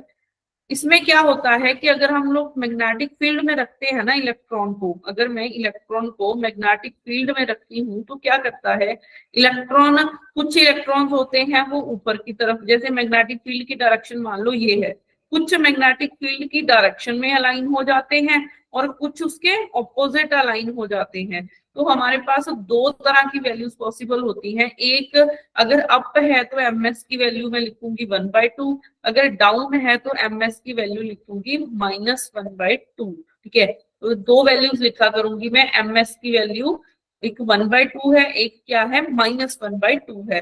तो जो स्पिन मैग्नेटिक क्वांटम नंबर है इसको मैं एमएस से डिनोट करूंगी, और जो इसकी वैल्यू है, ठीक है, और जो इसकी वैल्यू है वो कहां से कहां लाई करनी है, -s से लेके +s तक जाएगी, -s से लेके +s तक जाने वाली है। तो इस चीज को समझ लो, स्पिन मैग्नेटिक क्वांटम नंबर्स को मैं ms से डिनोट कर रही हूँ, और ms की वैल्यू क्या है, -s से +s तक जानी है। ठीक है, जैसे s की वैल्यू अगर 1/2 है तो ms की वैल्यूज क्या बनने वाली है, एक -1/2 बनेगी, एक बनेगी 1/2। ठीक है, और अगर आपके पास s की वैल्यू 3/2 है तो ms की वैल्यूज बनने वाली है -3/2, -1/2, 1/2, 3/2, ये वाली वैल्यूज बनेगी आपकी। ठीक है, ये वाली वैल्यूज बनती हैं। अगर आपको ये दिक्कत है ना किसी को भी कि ये वैल्यूज मैंने कैसे लिखी है, जस्ट एक एंड से स्टार्ट करो। जैसे s की वैल्यू है, इसको मैं ऐसे एक्सप्लेन कर सकती हूँ, जैसे मान लो s की वैल्यू 1/2 है। ठीक है, ms की वैल्यू अब माइनस से स्टार्ट कर लो, -1/2 लिखा, -1/2 में एक प्लस करते चले जाओ, एक तो आ जाएगी -1/2 वैल्यू, एक इसमें एक प्लस करोगे तो 1/2 बन जाएगी, ये आ जाएगी सेकेंड वैल्यू। ठीक है, और मैक्सिमम वैल्यू तक आपने जाना है। दोबारा रिपीट कर रही हूँ मैं इस चीज को, जैसे s की वैल्यू है 3/2, ms की वैल्यूज आपने कैसे लिखनी है, एक लिख लो -3/2। ठीक है, जितनी s की वैल्यू है उसमें एक माइनस लगा दो, फिर इसी में एक प्लस करते चले जाना, -3/2 + 1। ठीक है, तो -3/2 + 1 हो गया, फिर इसमें -3/2 + 1 में एक प्लस कर दो। ठीक है, इसकी वैल्यू क्या बन जाएगी, -1/2, इसकी वैल्यू क्या बन जाएगी, -1/2 में एक प्लस कर दोगे 1/2 बन जाएगा, तो 1/2 में एक और ऐड करोगे तो ये बन जाएगा 3/2, मैक्सिमम वैल्यू तक चले जाना है। तो इसकी 4 वैल्यूज बन जाएंगी, -3/2, -1/2, 1/2 और 3/2। जस्ट इसमें एक प्लस करते चले जाओ, इसमें एक प्लस किया ये बन गया, इसमें एक प्लस किया ये बन गया, इसमें एक प्लस किया ये बन जाएगा। ये क्लियर है सबको कि ms की वैल्यूज कैसे लिखनी है। ऐसे ही अगर s की वैल्यू मान लो 5/2 हो, ठीक है, तो ms आपने एक माइनस लिख दिया, -5/2, इसमें अगर एक प्लस करोगे तो -3/2 आ जाएगा। ठीक है, इसमें एक और प्लस कर दोगे -1/2 बन जाएगा, फिर इसमें एक और प्लस करोगे 1/2, फिर 3/2, फिर मैक्सिमम वैल्यू कितनी है 5/2 तक आपने जाना है। ठीक है, अब एक और चीज है, अगर आपको ये कॉन्सेप्ट क्लियर है मैग्नेटिक क्वांटम नंबर का, तो जैसे हमने एस में एक बॉक्स बनाया था, एस में हमने एक शेल बनाया था, सब शेल बनाया है, तो एस में अगर आपने इलेक्ट्रॉन की फिलिंग करनी है, इलेक्ट्रॉन की अगर फिलिंग करनी है तो वो एक अप जाता है एक डाउन जाता है। ठीक है, अगर आपने इलेक्ट्रॉन की फिलिंग करनी है तो एक अप जाएगा एक डाउन जाएगा। ये हम लोग ऐसे ही क्यों फिलिंग करते हैं इसकी, क्योंकि यहाँ पे एक पॉलीज एक्सक्लूजन प्रिंसिपल लगता है। जैसे हम लोग स्टैटिस्टिकल फिजिक्स में, जो स्टूडेंट स्टैटिस्टिकल फिजिक्स कर रहे हैं उनको तो पता है कि पॉलीज एक्सक्लूजन प्रिंसिपल क्या होता है, कि एक स्टेट में हम लोग एक से ज्यादा सेम क्वांटम नंबर वाले पार्टिकल नहीं रख सकते। ठीक है, जब भी हम लोग इलेक्ट्रॉनिक कॉन्फ़िगरेशन लिखते हैं तब हम लोग इस रूल का ध्यान रखते हैं। पॉलीज एक्सक्लूजन प्रिंसिपल क्या होता है, जिसको नहीं पता, कि एक स्टेट में हम लोग एक स्टेट में दो सेम क्वांटम नंबर वाले पार्टिकल्स को नहीं रख सकते। ठीक है, मान लो आपके पास ये एस है, ये आपके पास एक एस ऑर्बिट है, एक आपने ऐसे रख दिया, ये भी एक इलेक्ट्रॉन है, तो इलेक्ट्रॉन की एस मतलब इलेक्ट्रॉन एस शेल में ही जा रहा है। ठीक है, एन 1 में ही जा रहा है। ठीक है, और इसके जो स्पिन है वो भी 1/2 है। एमएस की वैल्यू भी, क्योंकि अप है तो अप होता है, एक डाउन होता है। अप है तो एमएस की वैल्यू 1/2 है, डाउन है तो एमएस की वैल्यू -1/2 है। तो एक अप रख दिया। अब मैं एक साथ में एक और अप वाला नहीं रख सकती। क्यों नहीं रख सकती? क्योंकि फिर दोनों के क्वांटम नंबर सेम हो जाएंगे। इसके भी 4 के 4 क्वांटम नंबर सेम, इसके भी 4 के 4, क्योंकि है तो दोनों इलेक्ट्रॉन्स ही ना। तो हम लोग कभी भी दो सेम पार्टिकल्स को, जिनके सारे के सारे क्वांटम नंबर सेम हो, एक स्टेट में नहीं रख सकते। यहाँ पे पॉलीज एक्सक्लूजन प्रिंसिपल ओबे नहीं करता है। इसीलिए जब भी हम लोग फिलिंग करते हैं तो एक अप रखा जाता है, एक क्या रखा जाता है, डाउन रखा जाता है। कई स्टूडेंट्स बोल देते हैं तो कि इसके लिए एस की वैल्यू 1/2 है, इसके लिए एस की वैल्यू -1/2 है। ये टोटली गलत है। एस की वैल्यू 1/2 ही है, बस एम एस की वैल्यूज में चेंज आ गया। एक की वैल्यू 1/2 है, एक की वैल्यू -1/2 है। तो ये हमारे पास 4 क्वांटम नंबर्स हैं। ये हमारे पास 4 क्वांटम नंबर्स हैं। प्रिंसिपल क्वांटम नंबर n है, जो हमें शेल के बारे में बता रहा है। ठीक है, फिर हमें, तो ये हमारे पास 4 क्वांटम नंबर्स हो गए। प्रिंसिपल क्वांटम नंबर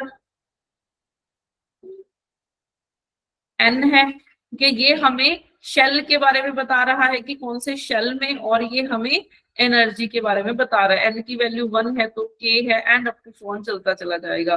फिर आ गया ऑर्बिटल क्वांटम नंबर, ये हमें सब शेल के बारे में बताता है। Subshell and shape of shell, shape of orbit भी बोल सकते हो। कि तो अगर l की वैल्यू 0 है तो s है, l की वैल्यू 1 है, तो ये सब चीजें, ठीक है, ये सब चीजें आपकी इधर आ जाएंगी। एल की वैल्यू 1 है, पी है, and up to so on. फिर उसके बाद आ जाता है स्पिन क्वांटम नंबर, जो हमें स्पिन के बारे में बताएगा कि इलेक्ट्रॉन की जो स्पिन है वो 1/2 होती है। फिर आ जाता है spin magnetic quantum number, spin magnetic quantum number. तो और इसकी वैल्यूज, एम एस की वैल्यू 1/2 हो सकती, मतलब 1/2 तो नहीं मैं ऐसे लिख सकती, इसको हम लोग ऐसे लिख सकते हैं कि एम एस की वैल्यू -1/2 से +1/2 तक जाती है। ठीक है, और इधर एल की वैल्यू 0 से n- तक जाती है। तो ये 4 क्वांटम नंबर हैं जिन्होंने इलेक्ट्रॉन के बारे में सब कुछ हमें बता दिया था, जिन जिन चीजों की हमें आगे जरूरत पड़ने वाली है। ठीक है, जिन जिन चीजों की हमें आगे जरूरत पड़ने वाली है, इन सब चीजों के बारे में हमें बता दिया था। यहां तक किसी को कोई डाउट हो?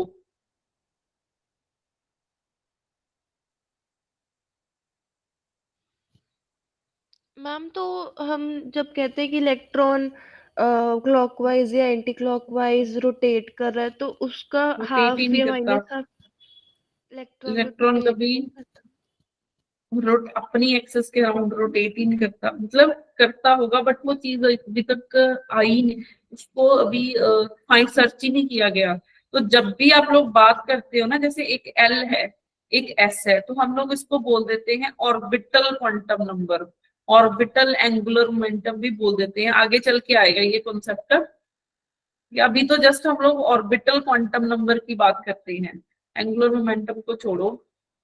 क्वांटम नंबर मतलब एंगुलर मोमेंटम वाला कॉन्सेप्ट तो भी आएगा आगे चल के।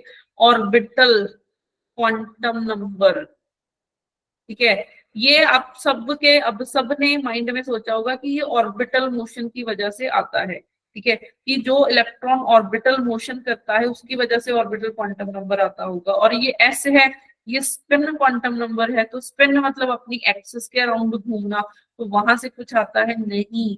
ये जस्ट एक फिक्स्ड वैल्यूज होती हैं, ये जस्ट एक नंबर्स हैं, कांस्टेंट चीजें हैं ये जस्ट एक नंबर्स हैं। इलेक्ट्रॉन जब भी स्पिन की बात होती है ना, तो ये मत सोचा करो कि ये क्लॉकवाइज घूमेगा एंटी क्लॉकवाइज घूमेगा, कि अगर क्लॉकवाइज घूम रहा है तो एमएस की वैल्यू हम लोग 1/2 ले लेते हैं, या एस की वैल्यू 1/2, अदरवाइज हम लोग -1/2, तो वो चीज है ही नहीं। स्पिन मोशन की बात ही नहीं होगी यहाँ पे, ठीक है। स्पिन मोशन वो करता होगा, बट वो अभी सर्च में आया ही नहीं है। स्पिन जस्ट एक इंट्रिंसिक प्रॉपर्टी है, इसका किसी स्पिन मोशन से कुछ लेना देना होता ही नहीं है, ठीक है। तो इस चीज को ध्यान रखना। हाँ, हम लोग orbital angular momentum, spin angular momentum, सब चीजें अभी हमारे नेक्स्ट लेक्चर में आएंगी। नेक्स्ट लेक्चर में तो नहीं आएगी, 2-3 लेक्चर छोड़ के आएगा। तो जस्ट एक चीज याद रखना, क्योंकि आगे जाके आप भी टीचर्स बनने वाले हो, तो बच्चों को ये मत पढ़ाना कि स्पिन मोशन की वजह से होती है। स्पिन एक जस्ट क्वांटम नंबर है, एक इंट्रिंसिक प्रॉपर्टी है जो टाइम के साथ चेंज नहीं होगी। जैसे फॉर एग्जांपल इंट्रिंसिक प्रॉपर्टी, जैसे जो मेरे को शेप साइज शेप मिली है, भगवान ने मेरे को जो बाय बर्थ मेरे को मिला है, ठीक है, वो एक इनबिल्ड प्रॉपर्टी होगी ना, कि जो मेरे को मिली थी वही एट द डेथ तक सेम ही रहने वाली है, उसमें कोई फर्क नहीं पड़ेगा, ठीक है। मेरी आईज की जो शेप है वो सेम रहने वाली है जब तक, ठीक है, जब तक मैं जिंदा हूं तब तक वो शेप सेम ही रहने वाली है। तो ये इनबिल्ड प्रॉपर्टी है। जैसे आपके हाथ में अगर कोई फोन है, एंड्रॉयड है या एप्पल है, जो आपको शेप बना के दे दी गई, इनबिल्ड प्रॉपर्टी है, ठीक है, जो शेप बना के दे दी वही रहने वाली है। इसके अंदर जो फीचर्स हैं, ठीक है, वो क्लॉकवाइज घूमे, एंटी क्लॉकवाइज घूमे, या फिर उसको आप मैग्नेटिक फील्ड में रखो, इलेक्ट्रिक फील्ड में रखो, वो चीजें इफेक्ट होती चली जाएंगी, ठीक है, बट जो शेप है उसकी उसमें कोई फर्क नहीं पड़ने वाला है। वैसे ही स्पिन है, ठीक है, वो क्या है, एक इनबिल्ड प्रॉपर्टी है इलेक्ट्रॉन की, और वो कभी भी चेंज नहीं होती है, एस की वैल्यू 1/2 ही रहती है। अगर आपको अभी वॉइस क्लियर सुनाई दे रही है तो मैं नेक्स्ट टॉपिक स्टार्ट कर लूं। अभी तो हो गई है क्लियर, कि अभी भी दिक्कत आ रही है? थोड़ी आवाज आ रही है मैम। ओके, अगर अभी सबको क्लियर है तो हम लोग अभी अपना नेक्स्ट टॉपिक स्टार्ट करते हैं, वो है टर्म सिंबल। टर्म सिंबल क्या है? स्पेक्ट्रोस्कोपिक टर्म्स के नाम से मेंशन होता है आपके सिलेबस में, और ये मोस्ट इंपॉर्टेंट टॉपिक है। इसमें से हर बार पेपर में क्वेश्चन आता ही आता है। तो टर्म सिंबल क्या है? स्पेक्ट्रोस्कोपिक टर्म्स में हमने लिखना है। इसमें हम लोग 2 केसेस के बारे में बात करेंगे, ठीक है। एक क्या होगा, एक जिसमें 1 एटम सिस्टम, 1 इलेक्ट्रॉन सिस्टम, इसमें हम टाइप्स देखेंगे। एक हम लोग 1 इलेक्ट्रॉन सिस्टम के बारे में देखेंगे, एक हम लोग 2 इलेक्ट्रॉन सिस्टम के बारे में देखेंगे। 2 इलेक्ट्रॉन सिस्टम में आ जाता है कि अगर वो सेम शेल में प्रेजेंट है या फिर डिफरेंट शेल में प्रेजेंट है। थर्ड आ जाता है मल्टी इलेक्ट्रॉन के लिए, मल्टी इलेक्ट्रॉन सिस्टम। ये 3 चीजों के बारे में अभी हमने डिस्कस करना है, ठीक है। पहले ऐसा सिस्टम हम देखेंगे जिसमें सिर्फ 1 इलेक्ट्रॉन प्रेजेंट हो, फिर हम लोग ऐसा सिस्टम देखेंगे जिसमें 2 इलेक्ट्रॉन प्रेजेंट हो, फिर आ जाएगा मल्टी, 2 से ज्यादा। 1 इलेक्ट्रॉन किसमें प्रेजेंट होता है? हाइड्रोजन में। हाइड्रोजन में 1 इलेक्ट्रॉन प्रेजेंट होता है। 2 इलेक्ट्रॉन हीलियम में प्रेजेंट होते हैं, ठीक है। और आपके पास मल्टी में तो सारे ही आ जाएंगे आपके, इन दोनों को छोड़ के। अच्छा, अब एक चीज देखो, जब भी मैं ये बोला करूंगी ना 1 इलेक्ट्रॉन या 2 इलेक्ट्रॉन या फिर मल्टी, तो मैं आउटर मोस्ट शेल को देख रही होती हूँ। मैं क्या है, आउटर मोस्ट शेल को देख के ये सब कुछ देखूंगी कि आउटर मोस्ट शेल में कितने इलेक्ट्रॉन्स प्रेजेंट है, वहां से आपका सारा काम होना है। अभी आपको समझ में आएंगी ये चीजें कि क्या क्या होती हैं, ठीक है। अभी सब चीजें आपको समझ में आएंगी कि क्या क्या होती हैं। तो आउटर मोस्ट शेल की बात करूंगी, इस लाइन को आप लोग लिख लेना। अभी हम लोग समझते हैं कि क्या होगा, ठीक है। अभी हम लोग समझते हैं कि क्या होगा।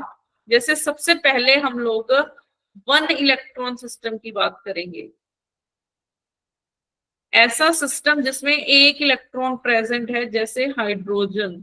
हाइड्रोजन की हाइड्रोजन एटम है हमारे पास, हाइड्रोजन का एटॉमिक नंबर कितना होता है?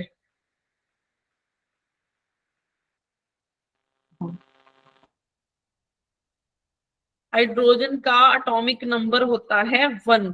तो अगर हाइड्रोजन का एटॉमिक नंबर 1 है तो हमारे पास अगर आपने इसकी कॉन्फ़िगरेशन लिखनी हो तो वो ऐसे लिखी जाएगी 1s1।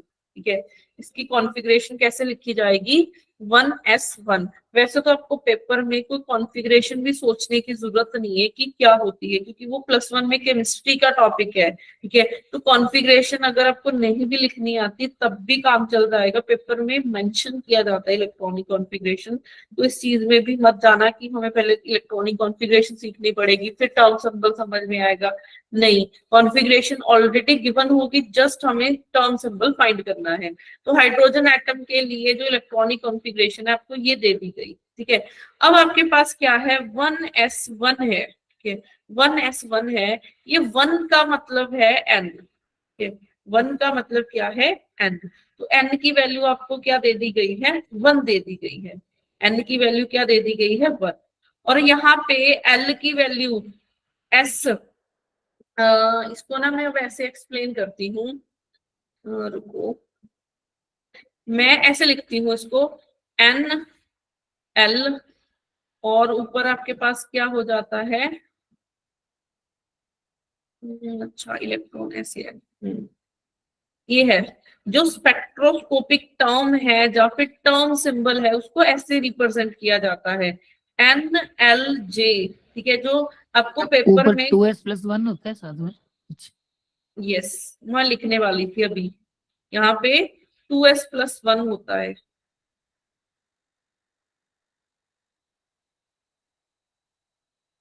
तो आपके पास यहाँ पे ये जो सिंबल लिखा हुआ है ना मैंने, NL के पैर में J है और ऊपर हमने लिखा है 2s+1, तो ये हमारे पास टर्म सिंबल है। ये हमारे पास टर्म सिंबल है। N हमारे पास प्रिंसिपल क्वांटम नंबर है, L ऑर्बिटल क्वांटम नंबर है, J टोटल क्वांटम नंबर हो जाएगा, S हमारे पास क्या है? स्पिन क्वांटम नंबर है। ठीक है, S हमारे पास क्या है? स्पिन क्वांटम नंबर है। अब यहाँ पे हमारे पास देखो, सबसे पहली चीज, जैसे ये 1s1 है। ठीक है, अब इसका क्या मतलब है कि n की वैल्यू आपके पास 1 है। s का मतलब क्या होता है? s, l की वैल्यू अगर 0 है तो उसको s लिखते हैं, l की वैल्यू 1 है तो उसको p लिखेंगे, l की वैल्यू 2 है तो उसको d लिखेंगे, l की वैल्यू 3 है तो उसको f लिखेंगे, and up to so on चलता चला जाएगा। s का मतलब क्या हुआ कि इसके लिए l की वैल्यू क्या है?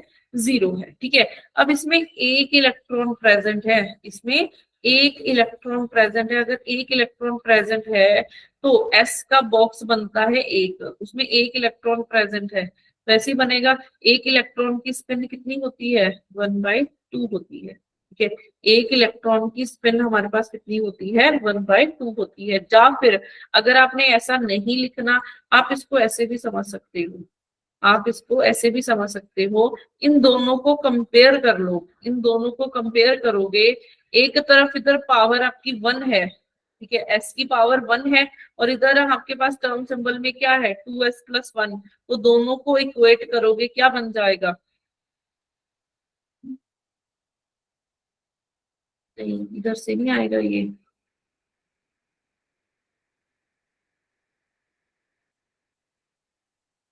इधर से तो आपके पास s की वैल्यू 0 ही बन जाएगी।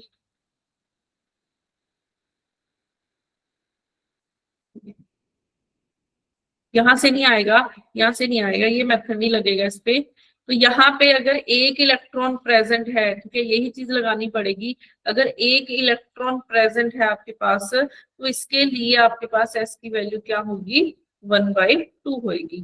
तो हमें तीन चीजें पता चल गई हैं, हमें तीन चीजें पता चल गई हैं कि n की वैल्यू 1 है, l की वैल्यू 0 है और s की वैल्यू है 1/2। अब n l s ये सब चीजें तो आपको पता है, बट अब हमें निकालना है, यहाँ पे एक नया सिंबल आ गया है J। J क्या होता है? Total angular momentum, total angular, total quantum number बोल सकते हो आप इसको, total quantum number, total quantum number. और ये होता किसके इक्वल है? J हमारे पास होता है L - S2 L plus S जाती है इसकी वैल्यू। ये क्या है, मैग्नीट्यूड में लिखा हुआ है, J की value L minus S to L plus S जाती है। ठीक है, इस चीज को मैं थोड़ा ना भी नेक्स्ट पेज पे लिख देती हूँ। हमारे पास 1s के लिए 1s1 के लिए n की वैल्यू आ गई है 1, L की वैल्यू आ गई है 0, एक इलेक्ट्रॉन है तो s की वैल्यू 1/2। तो और J हमारे पास क्या होता है, L minus S to L plus S जाता है। L और S की वैल्यूज पता है तो वैल्यू सब्स्टिट्यूट कर दो, 0 minus half to 0 plus half, तो यहाँ से 1/2 ही बन जाएगा। तो J की वैल्यू आ गई है 1/2। अब हमने लिखना है टर्म सिंबल। ठीक है, आपने जब भी टर्म सिंबल निकालना हो तो आपको L, S और J की वैल्यूज पता होनी चाहिए। तो टर्म सिंबल आपका क्या बन जाएगा, टर्म सिंबल बन जाएगा आपका, इधर लिखेंगे हम लोग L के पैर में J और ऊपर क्या लिखा जाएगा 2s+1, इसको ऐसे भी लिखा जाता है, टर्म सिंबल को ऐसे भी लिखा जाता है। ठीक है, टर्म सिंबल को ऐसे लिखा जाता है। ठीक है, चाहे आप पहले वाली नोटेशन यूज कर लो, वैसे सबसे एक्यूरेट जो नोटेशन है ना, जो मैंने अभी लिखवाई है वो है 2s+1 LJ, ये है टर्म सिंबल। इसमें जस्ट वैल्यू सब्स्टिट्यूट कर दो। 2s की वैल्यू कितनी है 1/2 प्लस 1, L हमारा क्या है 0, 0 के लिए हम लोग क्या लिखते हैं S, J की वैल्यू कितनी है 1/2, तो यहाँ से कितना आ जाएगा, ये कट के 1 + 1 2 आ जाएगा, 2s 1/2। ये हमारा टर्म सिंबल आ गई है, स्पेक्ट्रोस्कोपिक टर्म आ गई है ये हमारी टर्म सिंबल, या फिर इसको हम लोग स्पेक्ट्रोस्कोपिक टर्म बोलते हैं। ठीक है, तो ये चीज आ गई है हमारे पास। इस चीज को ना हम लोग एक दो एग्जांपल्स करते हैं, जिसको नहीं समझ में आया होगा ये और अच्छे से समझ में आ जाएगा। ये स्लाइड लिख ली है सबने, कर दूं नेक्स्ट।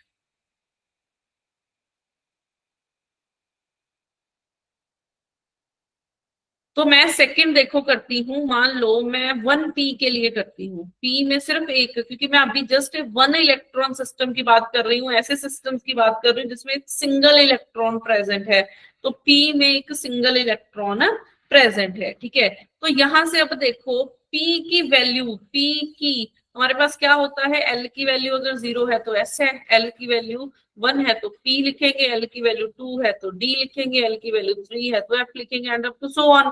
तो P के लिए L की वैल्यू हो जाएगी 1। ठीक है, अब P में एक इलेक्ट्रॉन प्रेजेंट है, सिंगल एक इलेक्ट्रॉन प्रेजेंट है, तो S की वैल्यू हो जाएगी 1/2। तो L और S पता चल गया। अब हमें निकालना है J क्या होता है, L minus S to L plus S होता है। तो यहाँ से आपके पास बन जाएगा 1 माइनस 1/2 टू 1 प्लस 1/2। तो यहाँ से आपके पास बन गई J की वैल्यू 1/2 और 3/2, तो दो वैल्यूज आ गई हैं। ठीक है, कि जब L 1 है, S 1/2 है, तो J की वैल्यूज आ गई हैं, एक आ गई है 1/2, और एक जब L की वैल्यू 1 है, S की वैल्यू 1/2 ही है, J की वैल्यू आ गई है 3/2। तो दो कॉम्बिनेशन बन गए हैं आपके पास। ठीक है, दो स्पेक्ट्रोस्कोपिक टर्म्स निकल के आएंगी। तो जितनी J की वैल्यूज हैं, जितनी J की वैल्यूज हैं उतनी स्पेक्ट्रोस्कोपिक टर्म्स निकल के आएंगी। तो यहाँ पे 2 J की वैल्यूज हैं, तो 2 आपके पास स्पेक्ट्रोस्कोपिक टर्म्स आएंगी। और स्पेक्ट्रोस्कोपिक टर्म है क्या थी, 2s+1 LJ। ठीक है, ये आपकी थी स्पेक्ट्रोस्कोपिक टर्म। तो इसमें जस्ट वैल्यू सब्स्टिट्यूट कर दो। फर्स्ट के लिए 2s 1/2 है प्लस 1, L की वैल्यू 1 है, L की वैल्यू 1 मतलब P आएगा, L की यस P आ जाएगा इधर। ठीक है, J की वैल्यू एक बार हमने लिखनी है 1/2, एक बार हमने लिख देनी है 3/2। तो ये कट के आपके पास बन जाएगा 2P 3/2। तो यहाँ से बन गया 2P, एक आ गया 1/2, एक आ जाएगा 3/2। तो ये आ गई है आपकी स्पेक्ट्रोस्कोपिक टर्म्स। ठीक है, तो अगर A1 इलेक्ट्रॉन सिस्टम की बात करते हैं तो हमारे पास दो स्पेक्ट्रोस्कोपिक टर्म्स आएंगी। जितनी J की वैल्यूज होंगी उतनी स्पेक्ट्रोस्कोपिक टर्म्स निकल के आती है। ठीक है, जितनी J की वैल्यू है उतनी स्पेक्ट्रोस्कोपिक टर्म्स निकल के आती हैं। अब हम लोग नेक्स्ट चलते हैं 1D के लिए। 1d में सिर्फ सिंगल इलेक्ट्रॉन की बात कर रही हूँ, तो एक इलेक्ट्रॉन प्रेजेंट है। ठीक है, तो अब यहां से देखो, यहाँ पे डी है तो इसका मतलब एल की वैल्यू 2 होने वाली है। एक इलेक्ट्रॉन प्रेजेंट है तो एस की वैल्यू 1/2। तो जे हमारा क्या बनेगा, L minus S to L plus S तक जाएगा। तो जे की वैल्यू बन जाएगी 2 माइनस 1/2, 2 प्लस 1/2। तो यहां से आपके पास बन जाएगा, ये बन गया है आपका 3/2 और ये बन गया है 5/2। ये सही लिखा है मैंने? ठीक है, दो ही वैल्यूज आएंगी। तो जे की दो वैल्यूज हैं तो दो स्पेक्ट्रोस्कोपी की टर्म्स आएंगे, एक L2 है, S 1/2 है। तो जे की वैल्यूज आ गई है 3/2 और 5/2। L2 है, इसका मतलब D बनेगा। ठीक है, S 1/2 है, तो यहाँ से अब हमने टर्म सिंबल लिखना है, तो 2s प्लस 1LJ। तो यहाँ से क्या बन जाएगा, 2 इंटू हाफ प्लस 1 डी। जे की वैल्यू एक 1/2 है, एक आ जाएगी 3/2। तो यहाँ से कट के बन गया 2D, एक आ गई 1/2, एक 2D 3/2। ये सबको क्लियर हो गया है मैम, वन इलेक्ट्रॉन 3/2 सिस्टम और वाला? 5/2 मैम 3/2 और 5/2 Sorry. आएगी ना, क्योंकि 2 माइनस 1/2, 3/2 Yes. to 5/2। तो मैंने एक्चुअली उसके लिए लिख गई थी, सॉरी सॉरी। 3/2 और 5/2 आएगी वैल्यूज, एक 3/2 और इधर 5/2। ये सबको क्लियर है? Yes ma'am. किसी को वन इलेक्ट्रॉन सिस्टम वाले में दिक्कत हो?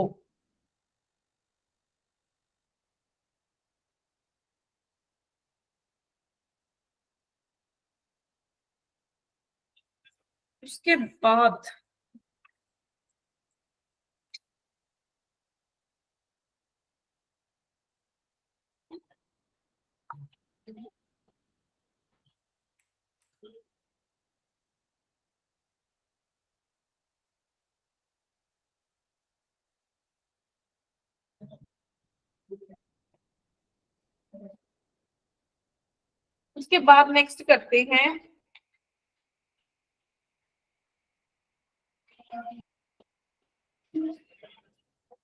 उसके बाद नेक्स्ट आ जाता है हमारे पास टू इलेक्ट्रॉन सिस्टम वाला।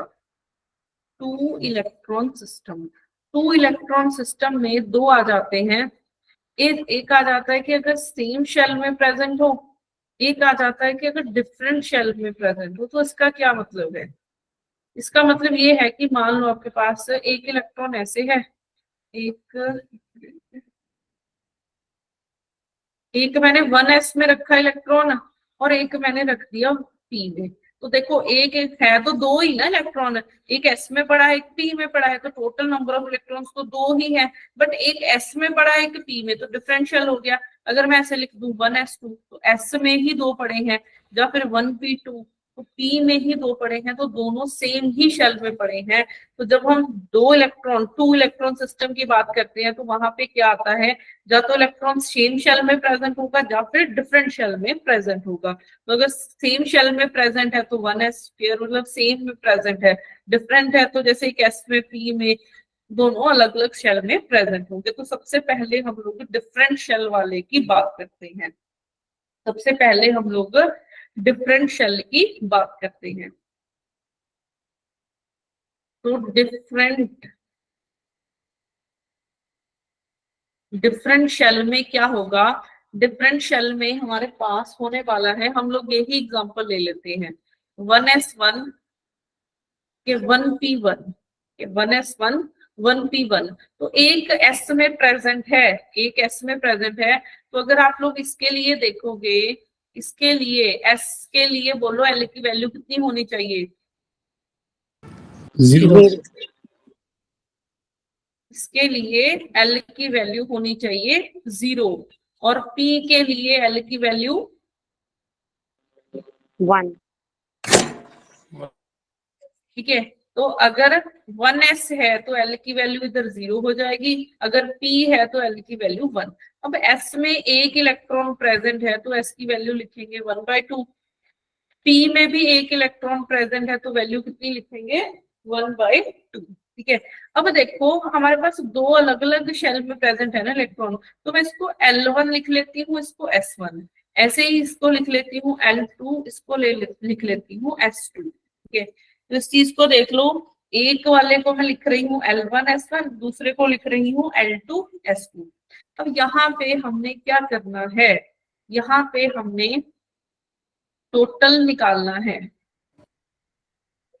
टोटल, इसके लिए J निकालना है हमने।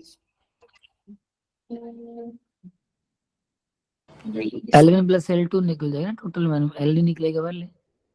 दो चीजें होती हैं, ये तो सेपरेटली निकाल लो या इकट्ठा निकाल लो। एक्चुअली वो ना कपलिंग होती है, एलएस कपलिंग कर रहे हैं हम लोग, जेजे कपलिंग कर रहे हैं। तो हम लोग, बताती हूँ मैं, तभी की थी कि आपको कैसे बताऊं मैं, क्योंकि वो कंसेप्ट हमने किया नहीं है। तो मैं देखो, हम लोग एक चीज करते हैं यहाँ पे, टोटल जे है ना, जे हमारा क्या है, L minus S2 L plus S से बना हुआ है।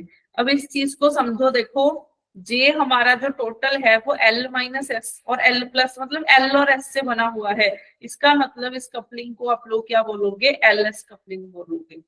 इस कपलिंग को आप लोग क्या बोलोगे, LS कपलिंग बोलोगे। अगर मैं आपको ऐसा लिख देती, J ऐसा लिख देती, J1 minus J2 to J1 plus J2, तो जो J है वो आपका JJ से बन रहा है, तो ये JJ कपलिंग है। ये क्या है, JJ कपलिंग है आपकी। ठीक है, तो इस चीज का क्या मतलब, फर्क क्या है इन दोनों में, LS कपलिंग और JJ कपलिंग में फर्क क्या होता है।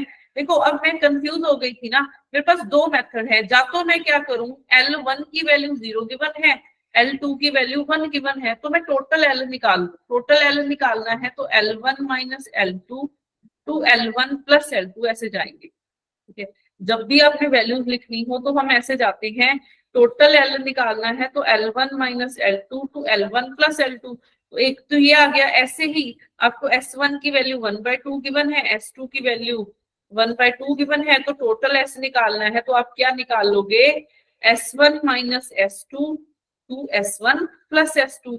तो हमें टोटल L और J पता चल गया, तो हम लोग टोटल J निकाल लेंगे। तो वो L और S से पता चला, इसलिए इसको बोला है LS कपलिंग। अगर मैं ऐसा करती, मैं इन दोनों को इकट्ठा करके J1 निकाल लेती, J1 क्या होता, L1 minus S1 to L1 plus S1। ठीक है, ऐसे ही मैं इन दोनों से J2 निकाल लेती, L2 plus S2, L2 sorry minus आएगा इधर, टू L2 प्लस S2। तो फिर टोटल J निकालती, तो टोटल J ऐसे निकल जाता। तो ये हमारी क्या है, JJ कपलिंग है।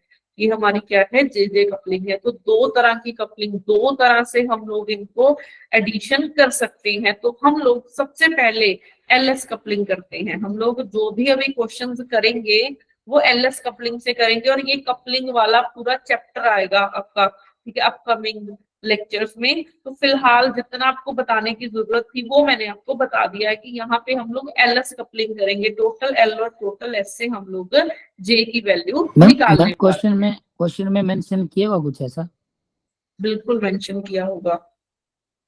जब भी हम टर्म सिंबल निकालते हैं ना, वो LS कपलिंग से ही निकालते हैं। आपको पता बताऊंगी मैं, अभी आएगा JJ कपलिंग की कहाँ पे आपने ये कपलिंग करनी है। तो जब भी टर्म सिंबल पूछा जाए, टर्म सिंबल स्पेक्ट्रोस्कोपिक टर्म पूछी जाए, तो आपने LS कपलिंग ही लगानी है। तो अभी देखो हम लोग डिफरेंशियल वाला क्वेश्चन कर रहे थे। इसमें हमने क्या किया है, एक इलेक्ट्रॉन इसमें रखा है, एक हमने रखा है 1p1।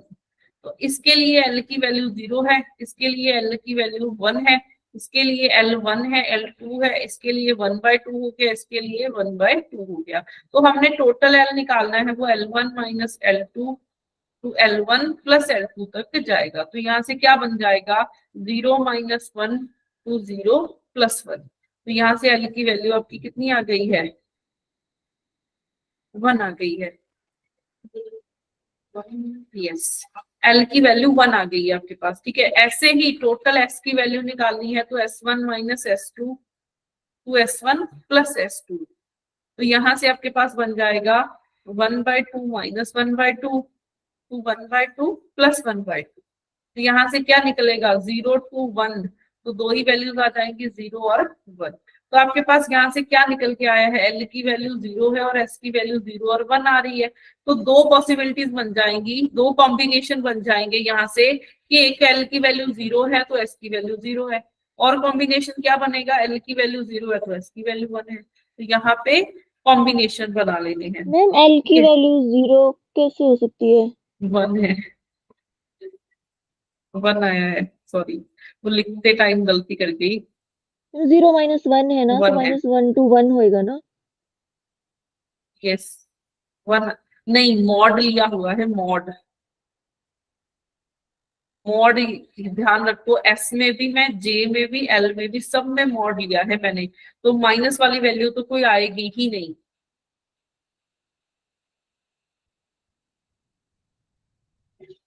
तो L की वैल्यू 1 है, दो कॉम्बिनेशन बन जाएंगे, L की वैल्यू 1 है और S की वैल्यू 0 और 1 आ रही है, तो L की वैल्यू 1 है, S की वैल्यू 0 आ गई, L की वैल्यू 1 है, S की वैल्यू 1 आ गई।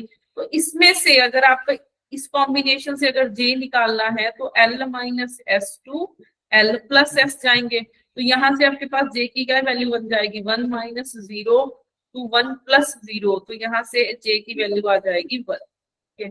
यहाँ से J की वैल्यू आपकी हो जाएगी 1। ऐसे ही अगर आप सेकंड केस के लिए देखोगे, इधर क्या बनेगा, 1 माइनस 1 to 1 प्लस 1, तो यहाँ पे क्या बन चुका है, 0 से 2, 0 से 2 जाना है, 0 में एक प्लस करो 1 आ गया, 1 में एक प्लस करोगे 2, तो तीन वैल्यूज आ जाएंगी यहाँ पे। ठीक है, यहाँ पे तीन वैल्यूज आ जाएंगी, 0, 1 एंड 2। इतना क्लियर है सबको? मैम एस की वैल्यू 0 ही पुट करनी है, 1 नहीं पुट करनी है? कर तो दी मैंने 1 सब्स्टिट्यूट,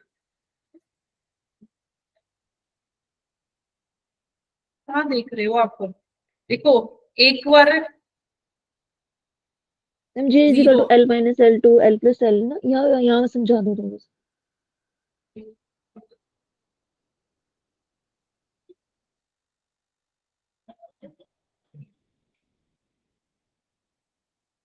हमें दो कॉम्बिनेशन पता चल गए हैं ना, इतना तो क्लियर है कि दो कॉम्बिनेशन पता चल गए हैं।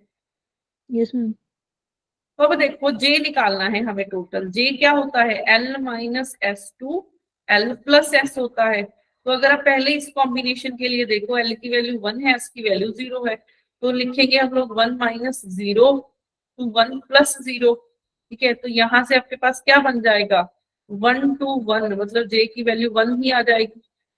और इधर अगर आप सब्स्टिट्यूट करोगे, J की वैल्यू मतलब L की वैल्यू 1 है, S की वैल्यू 1 है, तो ओके J मैम, हमारा क्लियर है, बनेगा क्लियर है। L to L minus 1 to L plus S, तो यहाँ से आपके पास बन गया 1 minus 1 to 1 plus 1।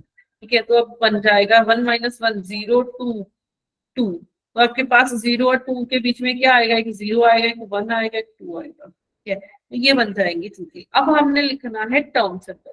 Term symbol क्या है, L की वैल्यू 1 है, S की वैल्यू 0 है और J की वैल्यू 1 है। इधर आपके पास क्या आ रहा है, L की वैल्यू 1 है, S की वैल्यू 1 है और J की वैल्यूज आपके पास ये बन गई 0, 1, 2। ठीक है, तो जितनी J की वैल्यूज है उतने स्पेक्ट्रोस्कोपिक टर्म्स आएंगी, जितनी J की वैल्यूज है उतनी स्पेक्ट्रोस्कोपिक टर्म्स आएंगी। तो यहाँ पे आपके पास क्या बन जाएंगी स्पेक्ट्रोस्कोपिक टर्म्स, स्पेक्ट्रोस्कोपिक टर्म क्या होती है, 2s प्लस 1 LJ, यही होती है।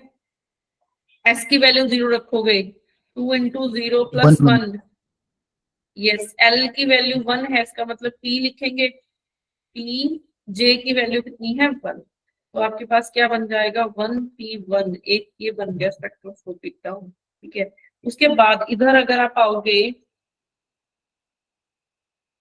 इधर अगर आप आओगे L की वैल्यू 1 है तो P आएगा 2s plus 1, 2 into 1 plus 1 L P है, और पैर में 0, 1, 2 ये वाली चीजें आ जाएंगी। तो यहाँ से आपके पास 3P0 बनेगा, 3P1, 3P2 ये वाली टर्म बन जाएंगी।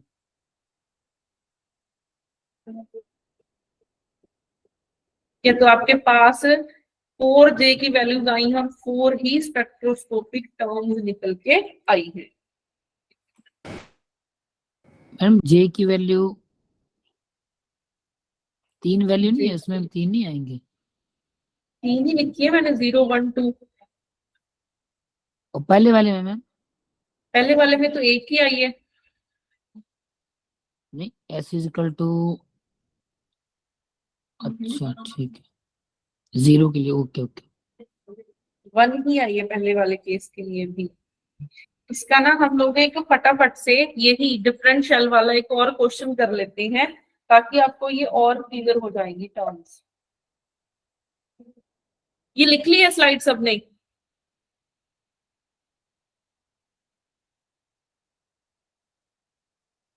इसका हम अभी एक और क्वेश्चन करते हैं। वो है आपके पास 3p में एक इलेक्ट्रॉन पड़ा है, 4d में एक इलेक्ट्रॉन पड़ा है। देखो एक एक है, मतलब टोटल 2 इलेक्ट्रॉन प्रेजेंट है, बट एक p में प्रेजेंट है, एक d में। तो डिफरेंशियल वाला क्वेश्चन हुआ हमारा, ठीक है, डिफरेंशियल वाला क्वेश्चन हुआ। तो अब इसके लिए देखो, इसके लिए p है, मतलब L1 की वैल्यू क्या होने वाली है 1, d के लिए L1 कितना होगा 2, ठीक है। एक इलेक्ट्रॉन प्रेजेंट है तो S1 हो जाएगा 1/2, एक इलेक्ट्रॉन प्रेजेंट है तो S2 हो जाएगा 1/2। तो यहां से अब हमने क्या करना है, L निकालना है। तो L निकालना है तो वो बनेगा L minus L1 minus L2 to L1 plus L2। तो यहाँ से आपके पास वैल्यू बन जाएगी 1 माइनस 2 टू 1 प्लस 2। तो यहाँ से क्या निकल के आएगा, ये बन जाएगा 1 2 3। तो कौन कितनी वैल्यूज बनेगी, 1 आ जाएगा, 2 आ जाएगा, 3। एल की वैल्यूज आ जाएंगी 3। ऐसे ही निकालनी है एस की वैल्यूज। एस क्या बनेगा, S minus 1 S minus S2 to S1 plus S2। तो यहाँ से अब बन जाएगा 1/2 माइनस 1/2 टू 1/2 प्लस 1/2। तो यहाँ से आपके पास क्या बन जाएगी, एक 0 आ जाएगी, एक 1 आ जाएगी। तो एल की वैल्यूज आ गई 1 2 3 और एस की वैल्यू आ गई 0 और 1। तो अब कॉम्बिनेशन बना लो। इसकी 3 वैल्यूज हैं और उसकी 2 वैल्यूज हैं। टोटल कितने कॉम्बिनेशन बनने चाहिए,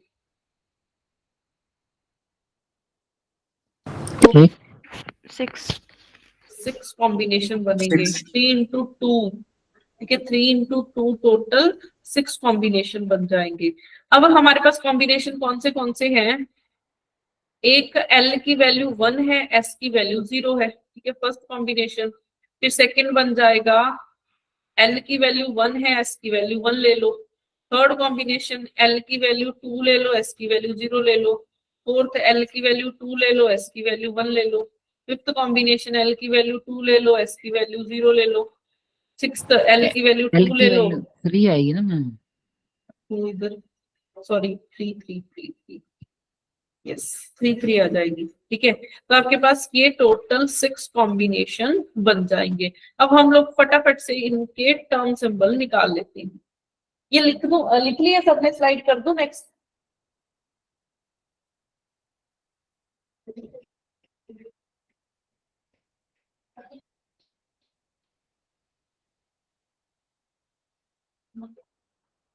तो अब हमारे पास फर्स्ट कॉम्बिनेशन L की वैल्यू 1 है, S की वैल्यू 0 है। तो J क्या होता है, L minus S2 L plus S जाता है। तो यहाँ से बन जाएगा 1 माइनस 0 टू 1 प्लस 0। तो आपकी J की वैल्यू हो जाएगी 1, ठीक है, J की वैल्यू हो जाएगी 1। तो अगर J की वैल्यू 1 है, इसके लिए हम लोग टर्म सिंबल लिख लेते हैं।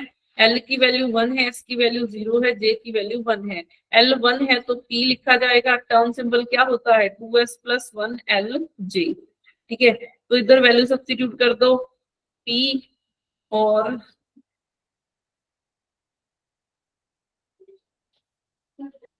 P आ जाएगा, J की वैल्यू कितनी है 1। तो यहाँ से बन जाएगा 1P1।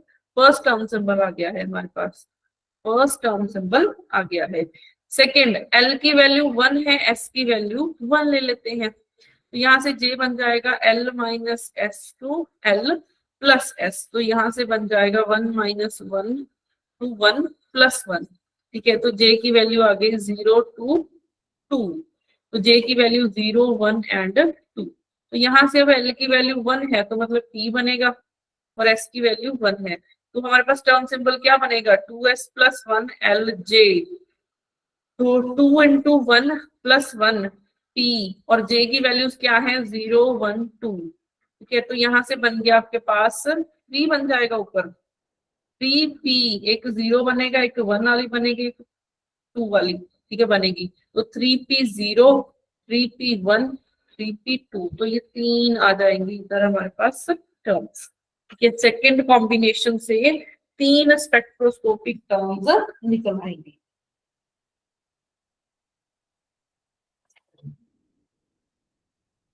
उसके बाद नेक्स्ट थर्ड कॉम्बिनेशन क्या है, L की वैल्यू 2 है, S की वैल्यू 0 है, तो J की वैल्यू बता दो फटाफट से क्या होगी। इसमें मैडम 3 आएंगे। 0 1 2 3 कैसे आएंगी मैम जे की वैल्यू एक ही आएगी 2। जे की क्या आएगी 1d2। यस, J की वैल्यू 2 आएगी, ठीक है। तो यहाँ से टर्म सिंबल निकालना है, L की वैल्यू 2 है तो D बना, 1d2। D, तो 1D2 ये आ जाएगा टर्म सिंबल। फिर अगले उसके आएगा बाद 3d1 3d2 3d3।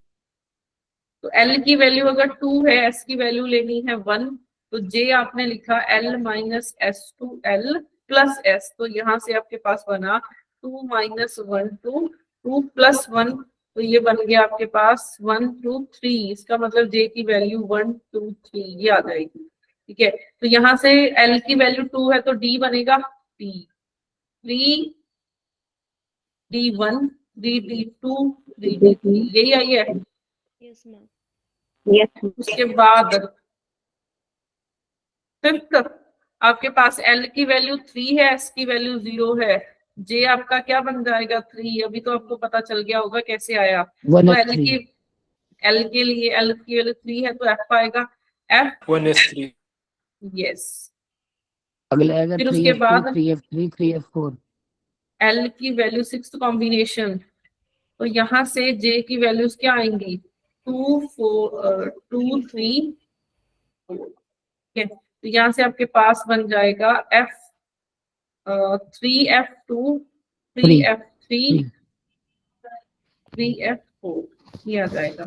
तो टोटल इतने टर्म सिंबल बन जाएंगे आपके।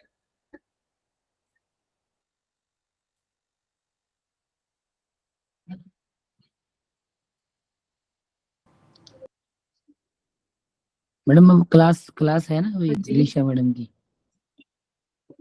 यस है, कर लो ज्वाइन आगे ऑफिस को लेफ्ट करके।